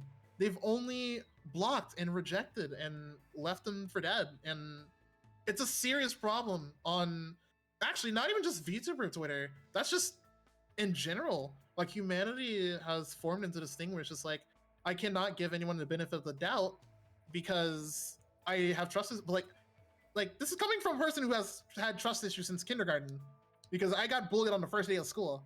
I have trust issues, but I Sorry. also know that like you can't expect someone to be the worst if you don't try to get their best out first, you know? Like it's totally fine if you like have bad vibes on somebody.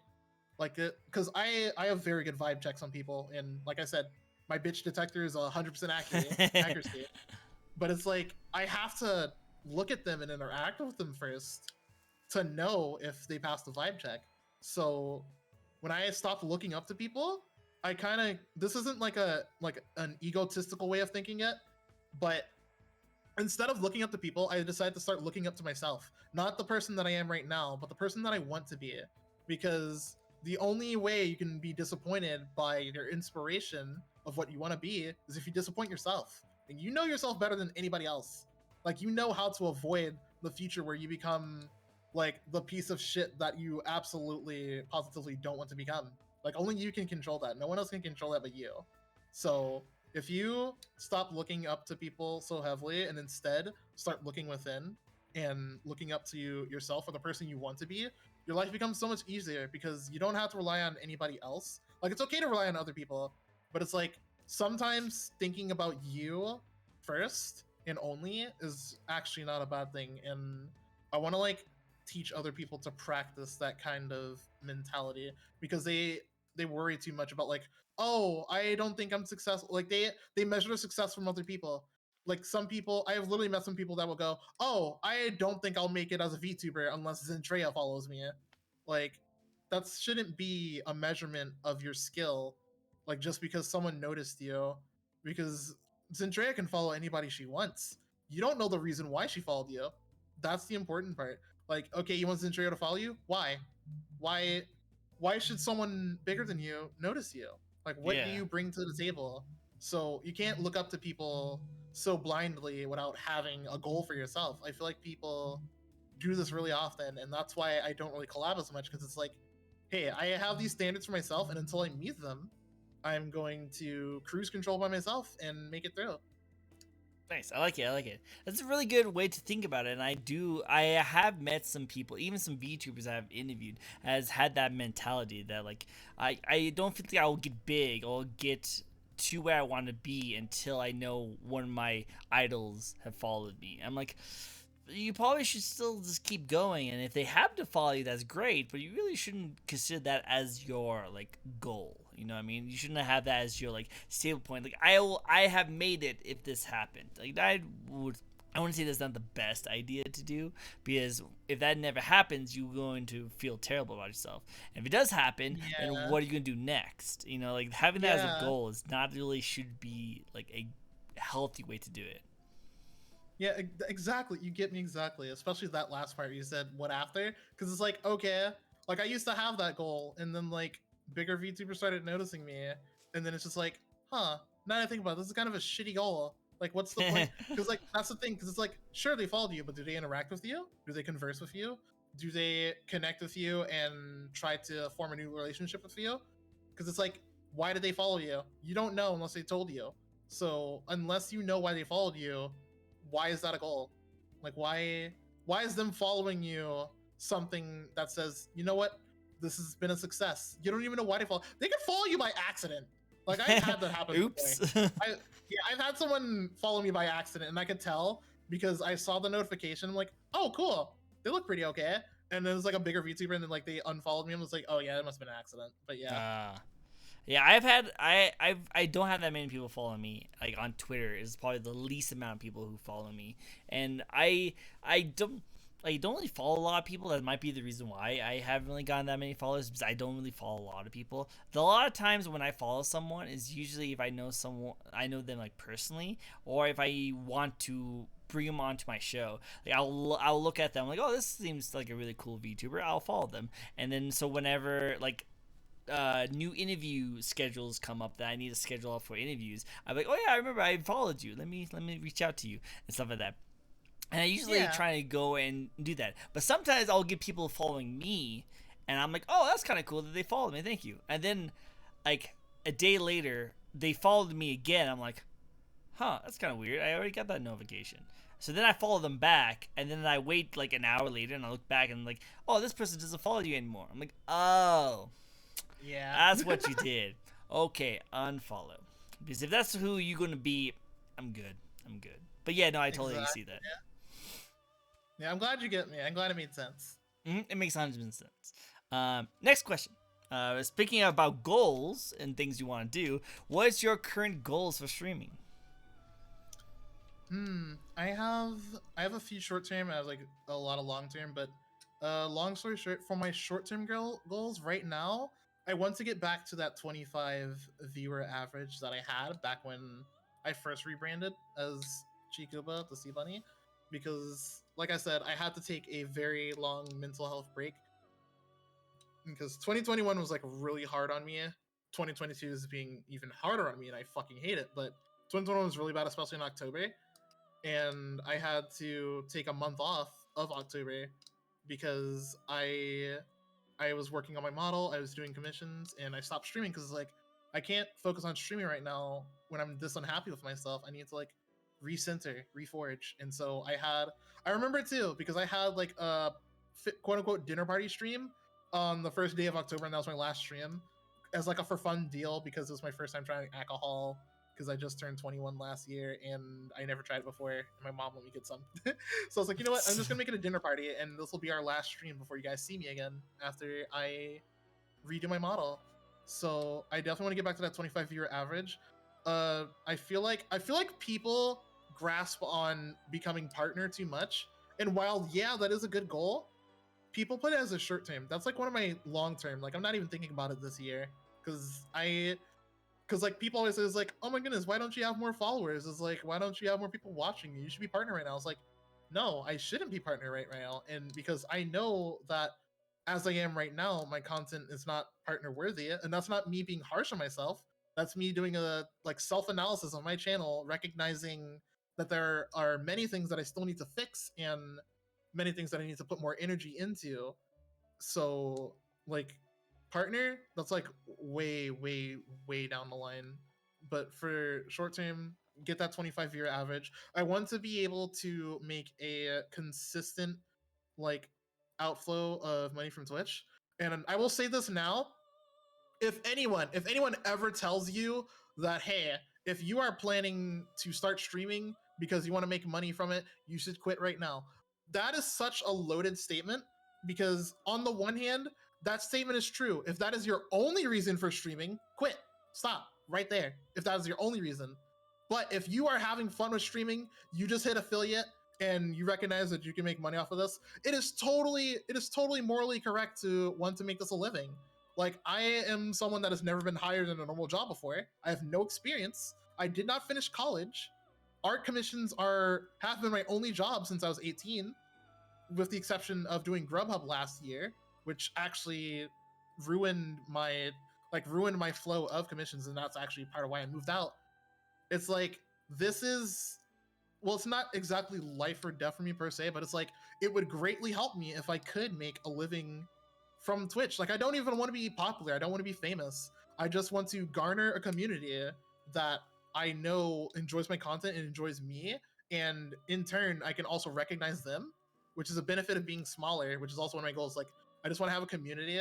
I know I'm gonna definitely have to make a Discord or something like that to help with that, but like I just want to garner community, and then I want to make enough to live off of in combination with my commissions. Or better yet, if I can just live straight up off of my streams, that would be amazing. Like that would help a lot. Like that's a very hopeful goal though. That's like one of my unrealistic ones. But like long term, definitely want to hit partner. And I also want to get into either an official iRacing competition or like some kind of large racing organization that has a competition that I can be in. Because while Prismatic does have Mermaids GT3, like I said, I'm not the fastest. I do not get a lot of screen time unless they mention my livery. Because I did paint some cars for my team, and that's the only time I got brought up because I was like way in the back of the pack. But yeah, it's like don't let other people question why you're streaming unless it is just for money, because if so, that's very unhealthy. You need to be able to balance between having fun and wanting to make something out of it. Like, you can't just have one or the other. You need to have a balance. You can't think of something so selfish without being reasonable. No, I agree, 100%. I know, like, I started doing this kind of streaming kind of thing mostly based on the fact that I work at a video game store, and a lot of my customers would ask me like how certain games look and how they play and stuff like that. So I decided to make YouTube content of me playing certain games that not many people have played, so that I can show it to my customers and be like, hey, this is what the gameplay is like. And then it ended up becoming streaming because I found myself having a lot of people who wanted to watch me stream who were my customers. And really, it came to the fact that, like, I don't think I will ever make money off of this. I just want to do it because it seems like people would be interested in watching me. And then it just came up like this. It's kind of funny because I never thought me starting out as like just showing, like, playing games for my customers, come to me now being like, hey, VTubers are awesome, let me talk about it, kind of situation. I think it's funny. Yeah, I kind of feel the same, because I literally started streaming as like a literally impulse buy. Well, the Switch wasn't an impulse buy, but the capture card was, because it was cheap. I actually didn't get like a professional capture card until last year, actually, because I had like a very cheap $60 capture card. It worked perfectly. It was cheap. It only died on me on my second, I think it was either my second or third streaming anniversary, and it died on me. And it was actually really depressing. And someone in chat Oh, donated for me to get a Razor Ripsaw, and that's how I nice, remember it. nice, But nice. yeah, That's a good one and too. definitely the same. Hmm. No, I like it. I like it. Well, I'm glad it worked out. I'm glad you were able to keep streaming because you're able to help out a lot of good people. So good job, good job. Thank you. Of course. Are you ready for the last question of the night? Yeah, I feel like this is gonna be a hard one, isn't it? Not really. Um, I think, well, because to tell you the truth, you already probably answered this question throughout our talk today. So you can either like re I can't even talk anymore. You can probably reiterate. Yeah, see, I can't. I think I have broken my speech bubble. I can't talk anymore. I can't. I'm done. I'm It done. happens to the best of us. That is the best of us. But no, you might repeat yourself. That's probably just what I need to say. You probably repeat yourself with some of the things you're about to say, or you can say something else. But either way, this is the last question. I think everyone should pull out your pens and papers for this one because this is gonna be a very important one. That is, do you have any tips for anyone who wants to get into streaming or VTubing? I guess I could have guessed that was what you're gonna ask. Okay, I'm going I'm going to give like a very, very, very fat TDLR on this because I have way too many. But I'm gonna I'm gonna give like four or five, but like the main one I have is, it's content creation sometimes can be very lonely. This is something that I've realized in like the past year or two. I've had many of my friends grow a little bit further than me, and we just disconnect. And that's no one's fault. That's going to happen naturally. People just get busy, and that's totally fine. Try not to take it too personally, and I say this as someone who takes it too personally. Please do not. It'll it'll make relationships a little harder. Just try to be understanding of your peers. Like, on the one hand, yes, streaming is a competition, but don't always treat it as a competition. Like, I have seen so many people that would be friends with like a lot of like streamers or something like that, and they'll stop streaming, or they'll like stream on a day they know their friend is streaming because like they share the same like community or something like that, because they're trying to get more. And honestly, I don't super vibe with that, because I get why. Like, yes, it is a competition, but don't let the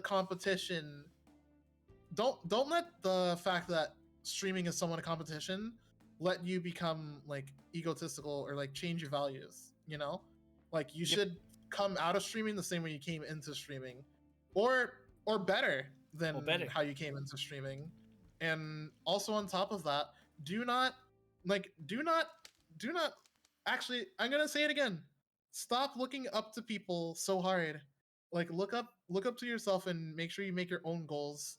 It's totally fine to want to be as successful as someone, but don't let that be a metric for what your success is. Because I have done that to myself so many times where I started and I was like, damn, I'm not as big as this art streamer, or I'm not as popular as this VTuber who does similar things to me.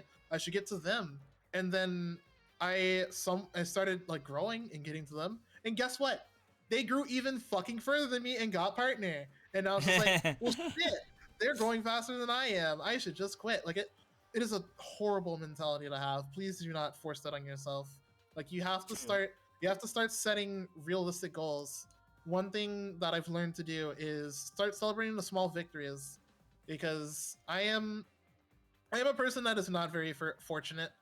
More often than not, I have very bad luck, and on top of that, like I said, I struggle financially, and living is pretty hard for me right now.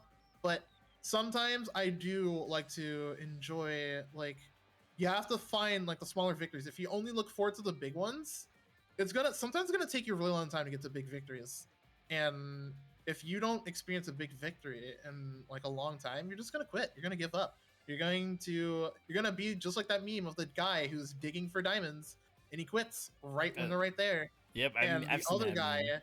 yeah, and the other guy is still going at it. He doesn't know how far or how soon he's gonna get into diamonds, but like he's determined. Like make sure you stay determined. Make sure to set goals that you can realistically achieve in a short or medium amount of time.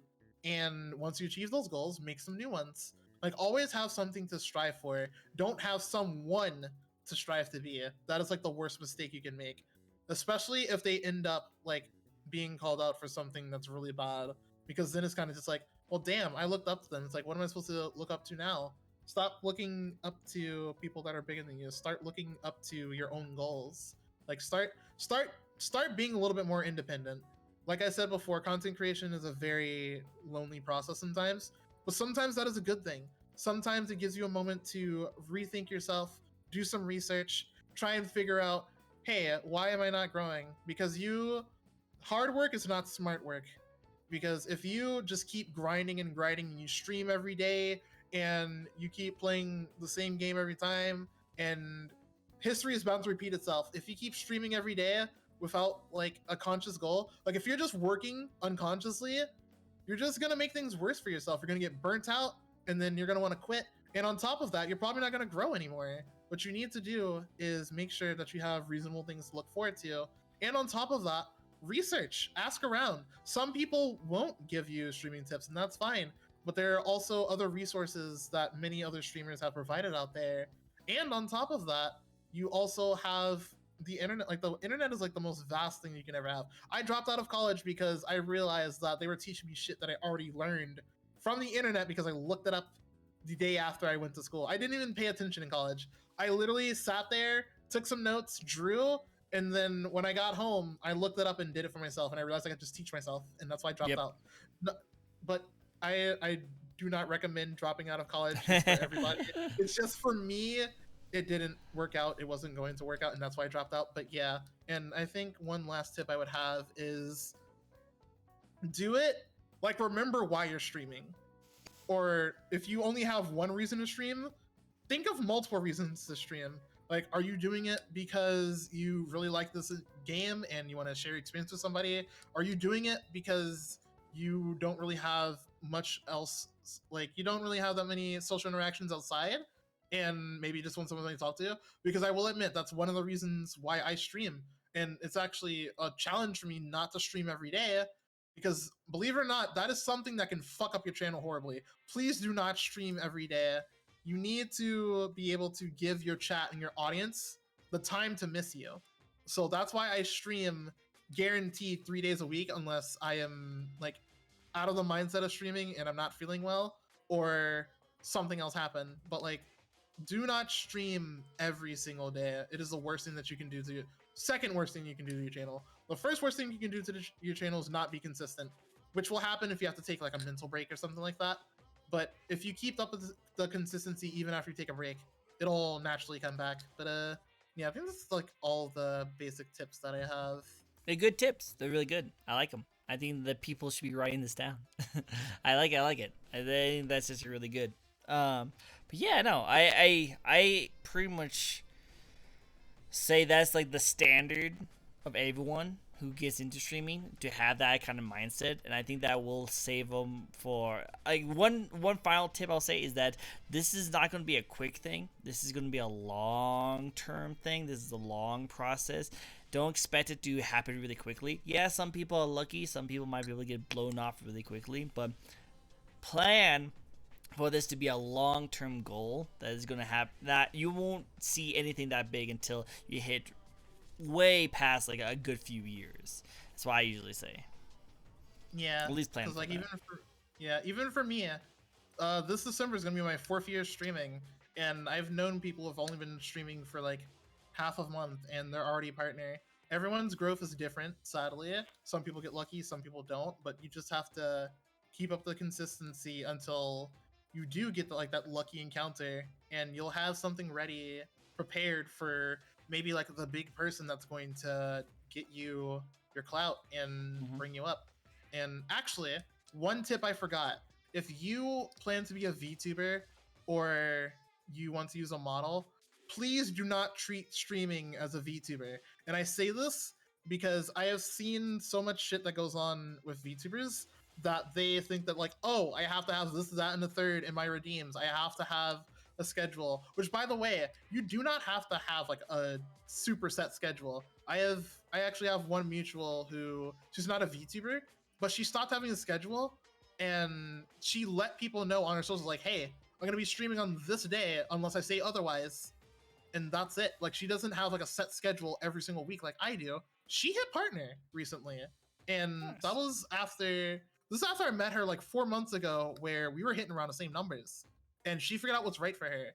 Like, for VTubers, stop treating streaming like a VTuber. Think of streaming as if you were a streamer. Your model is the only difference between yourself and that of someone that has like a face cam or no cam for that matter. That is literally the only reason why we are different from normal streamers. And here's the other thing: just because you are a VTuber and you have a model, that does not give people a reason to stream. They're still looking for content. Like, your model can be as cute or sexy as hot as you want.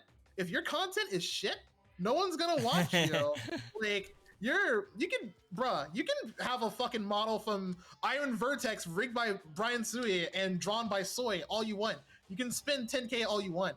But if your content is shit, no one's going to care about the fact that your model's that pretty, unless you're on Twitter, because having a very pretty and well done model on Twitter is a good way to jumpstart your socials. But reminder, it's only going to last so long. Like, people are only like, just having a pretty model is not enough anymore. You have to like put your heart and soul into this. And if you're a hobbyist, I still say the same thing. Like, don't if you're a hobbyist at streaming and you're doing this just for fun, that's cool. But also, you still have to remember that you need to treat it as a streamer and not a VTuber. Because even if you're doing it casually, eventually people that do like this as a hobby are kind of just like, well, dang, my streams are kind of boring and no one's here. It's like, it kind of ruins the hobby for them. It's like, do not treat numbers as the end all be all, but pay attention to it as well. Like, know how far you need to look into your stats, because your stats do not confirm everything. For example, I have 12.3K on Twitter. I am not a big VTuber streamer, or a VTuber for that matter. And the only reason I even have that many followers is because, like I said, I got to download Twitter for my 18th birthday, and I've been on the platform for 4 years. And actually, Alara, the person you're gonna be collabing with later, she made a video about VTuber Academia and talking about how she grown. She started in August of last year, and her Twitter page is already bigger than mine. Okay. Like, that just shows that like, numbers are not the end all be all. Numbers are just a way to show how you progress. And sometimes when you get a big jump, or maybe the numbers go down, that's something you can study, but don't let it be, oh, this person has like 100K and I'm never gonna get that far, I'm just gonna quit. No, don't do that. Have a reasonable goal, and make sure you celebrate the small victories, the big victories, any victory, and pay attention to all of your stats. Like, yeah, it'll suck seeing your numbers go down, But if you see your numbers go down on a certain stream, that's going to tell you that something was different from a stream that was maybe bigger. Like, for example, I had a art stream that lasted for 8 hours, and I think I only had like 1 or 2 raids, and my max viewership was like 52 there. And then I also had a iRacing stream after not streaming iRacing for a long time. No raids. I had max 30 viewers on my own. So it's like, and those are 2 different pieces of content. And if I compare that 30 viewer stream of iRacing to another stream of iRacing and I watch it back, it's like, what did I do different? Was it what I was racing? Was it the content that I'm playing? Was it the game itself? Was it the date, the time? Because all those factors count. Like, don't make sure that you don't treat numbers as the end all be all, because just because your numbers were bad on one day does not mean that it's going to be bad for good. There's so many factors that go into it. You can't blame it on one thing. You have to really pay attention to it and put your heart into it. But yeah, I'm gonna start rambling because we'll give any more tips. You totally good. You totally good. Like, I love all of these. Like they say in the chat, this, like, you should make a book about this, and it sounds like this is the book. I'm like, yeah, no, this is some good, like, advice to give out. So though, this is really good. I would love it to keep rambling. Maybe one day we could. I know we talked about collabing, but if you ever want to collab with me, I will try and do some racing games with you, and we can continue this conversation. Actually, we could just do it just a chat, and probably just come on my show. We'll do we'll just talk about stuff or something like that. Honestly, yeah, I would like that. I'd be down. We don't really need a reason to like collab on a game. We can just chat, just talk. Yeah, and that too. Okay, last tip. You don't need a reason to fucking collab with anybody. If you vibe with them and you just want to talk, then do it. Collabs do not have to be so formal. Like, stop treating collabs so formally unless you want to. Like, if it's something big and it's like an event with multiple people, then yeah, sure, organize it. But if it's something casual and it's just something you want to do with your friends, chill. It doesn't all have to be so formal. But yeah, I really appreciate you letting me ramble for so long. And you're totally fine. Yeah, and I will admit, usually when I do these interview things, I usually try to not get like too deep and like keep my distance. But like, you've definitely passed my personal vibe check. Like, I've never had like one of these interviews where I have agreed this much, because like me and Alara, like when we had our interview, like we had a lot we agree on, but like this is like the first interview where like almost 1-to-1 like same mentality. Love it. I love it. Well, I always try to like keep up more of like a casual, chill, vibing kind of interview. Like, it's not definitely like have my piece of paper out and like, okay, these are the steps we ought to take. It's just more like, hey, I have a couple questions. Let's talk. Let's chat. Let's ramble. I don't mind. Let's have fun. And I always love doing these. And I'm glad I'm able to pass your vibe check, because I'm just being who I am. Not playing a character. I'm not trying to act anyway. I'm just being who I am. Honestly, I like that it passes. That's good. Soundsec has a question for you though. Oh, how many VTuber kids do I have? I actually do have a list of all my kids, and I currently cannot access it, and I don't know off the top of my head because I also have like more VTuber kids coming on the way. But it's safe to say that I have over 20 VTuber kids. Most of them are in design, but like 5 or 6 of them are because I made their model. Actually, no, I think almost 10 of my VTuber kids are from model and design, and a few are from design, but yeah. One question, chill for a little bit. I have to take a quick phone call for my work. Take control of my chat. Make sure you don't poison anyone. Don't poison anyone. I don't think you have enough antidote for some of the people you have to poison. So take control. I'll be right back, okay? Okay, no promises up. Alright. But yeah, I think I have about 20 plus VTuber kids. I'm trying to think now. I think it's really funny that I've had this many VTuber kids, especially considering that I talked about before how I kind of felt left out on opportunities because of my art style, which is true. Like, it still happens. That's not something I say just because I want something to blame, but it's something that I've genuinely noticed. But I do find it I am very happy that like I've had this amount of VTuber kids because that's not something that I expected. Like when I first started VTubing, when I first started VTubing, I had a goal that once I figured out how to do modeling and rigging, I wanted to have one child by the end of 2021, and I ended up ending the year with like 10 plus, like over 10 kids, and then we're in 2022, and now I have like over a dozen. It's really insane, and I'm very proud of it. Want to do something sus like play Among Us? Okay, so fun fact: I have not played Among Us since my collab in 2020, and it's not because I don't like Among Us. It's just because, like I said, I don't really collab with people, and I don't talk to people often. But I actually do. I actually do like Among Us. Like Among Us is unironically a very good game in my eyes. It's very fun if you aren't playing with people that are like really hardcore about their stuff.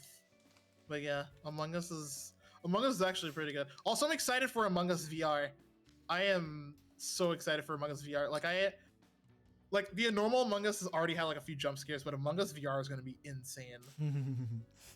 just have like like a hand stick out of your stomach. You look down, and you're like, oh, no, it was you all along. No, I can see it now. I actually never played Among Us yet. I have yet to play Among Us. I want to. I just haven't had really like a group of people I want to play with because I don't want to play with randos. I just want to play with people I know. And I don't want to play with like chat or anyone like on stream because I'm streaming. They know where I'm going to be and they know how to kind of stuff that. So I'm not playing Fortnite. I know you keep asking me to play it. I'm not playing Fortnite. There's a lot of games that I know if I played, it would get really popular. But I just don't personally like to play those kind of games. I like to play the games that I like to play. And so I'm not going to play Minecraft. I'm not going to play Fortnite. I'll play Among Us if I had like the people to play with. But like I play the games I enjoy playing, and that's why I play them. Like if they happen to be popular, then great. But I'm not going to play just to play, like to get popular. Yeah, that's so BS. But I will admit, I did see what happened today. They announced the new season, and building is gone. So I might actually get back into it on my own time just to see how it's like. Cause that's something that I've wanted for the longest. That's one of the two things that killed Fortnite for me because I used to want to play that game competitively back in my FPS days. But the building and then the fact that every season they kept on adding new shit really turned me off. But like the fact that building is gone, that was one of the main problems I had. So I'm kind of just like, They removed building? Yeah, building is gone. It's part of the lore, apparently. They stole building. It's gone.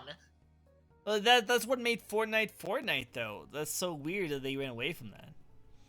Yeah, I don't know what the reason is, but it's like, on the one hand, I know that's what makes Fortnite unique other than the weapons, but on the other hand, that was such a huge turnoff for majority of people. That was a turnoff for me. It definitely was a huge turnoff for me because I remember I was playing. It was my first ever battle royale game, and I was like looking around, like, oh wow, this is so cool. And then someone built me a house, and then shot me afterwards. I was like, you know what?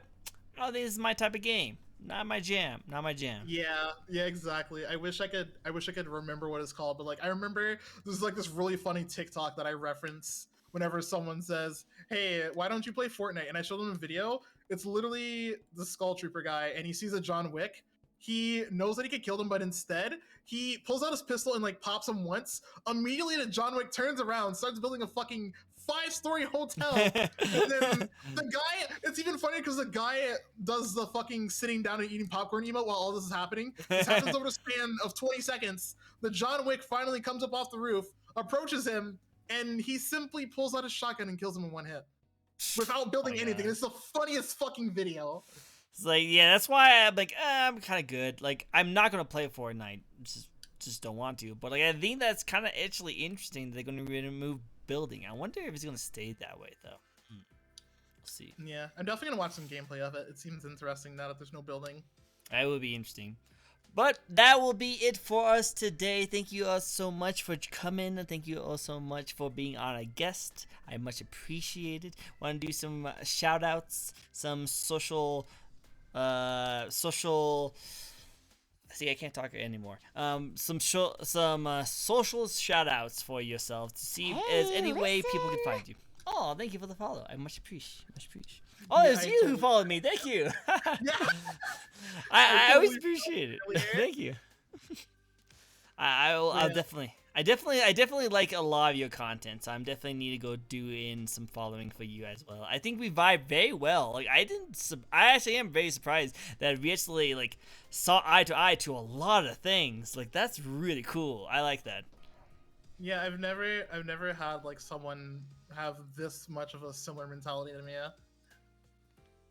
But yeah, you guys can find me at, well, the Twitch is right there, and also on my Twitter, where is usually where I post my updates, commission updates, as well as commission showcases, like any models that I do for my kids, personal art, projects that I'm working on, my impending rebrand, of course. And also, I do want to shout out Prismatic Motorsports because it's actually been our first birthday last week, and we've done so much together. And even though I'm not like on the racing part of the team, I'm still one of their streamers. And honestly, I'm just really proud of Prismatic. Like I'm happy that I can be a part of something so huge that's never really been done in sim racing before. That's cool. Because like I said, there's not a lot of African American drivers in sim racing. There's not a lot of trans women in racing either, and there's not a lot of like black trans women. I have never That's seen. so crazy. Yeah, I have never seen like another black trans racer in sim racing. So it's like if I end up being the first to do something, then so be it. But hopefully, by me sharing the stuff with you all, maybe I can spread my propaganda, and one of you all end up becoming a sim racer. Oh, we'll see. We'll see. Who knows? Maybe Doc Master Musin will go away from fighting games and become a racer himself. We'll see. We'll see. You are not immune to the vroom vroom propaganda. Exactly. Nah, can't get away from the vroom vroom. Cannot. Yeah, like have you seen a fucking Corvette GTE? That shit is sexy. You cannot tell me that car So is sexy. cool. You want to So drive sexy. it so bad. Oh yeah. We'll see. But yeah, Well, for all, no, definitely love it. So yeah, everyone else, thank you again so much. If you guys want to hit that follow button, you totally can. I do these every single week. I interview a new VTuber each and every week. So if you guys want to check out some more VTubers, come by. I usually do these every Sunday. Sometimes I'll throw a Wednesday in for some different kind of ones. And be on the lookout because April is going to be a nice beefy month with a lot of really awesome VTubers. And I hope you will check them out. Cool. Until then, I hope you guys all have yourself a nice day. Thank you again for coming on my show and giving me your time. Please do not leave the Discord yet, okay? Okay. Well, thank you for having me on. I really appreciate it. Of course. No, thank you. No, thank you for coming on my show. I much appreciate it a lot. So, thank you. Oh, wait, yeah, one more question. Okay. Sorry. Oh. One more question. I almost ended too. I was like, Okay. What's your question? If it's about joining your clan or playing Super Smash Brothers, maybe Wednesday. Maybe. I'm waiting in anticipation.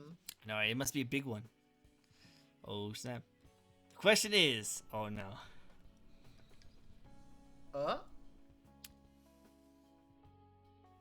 What does King Crimson work? How does King Crimson work? I think that's King a JoJo reference. Oh, that's right, King Crimson, the JoJo stand. It has been a while since I've watched JoJo, but I'm trying to remember. I'm pretty sure King Crimson had time manipulation, I believe.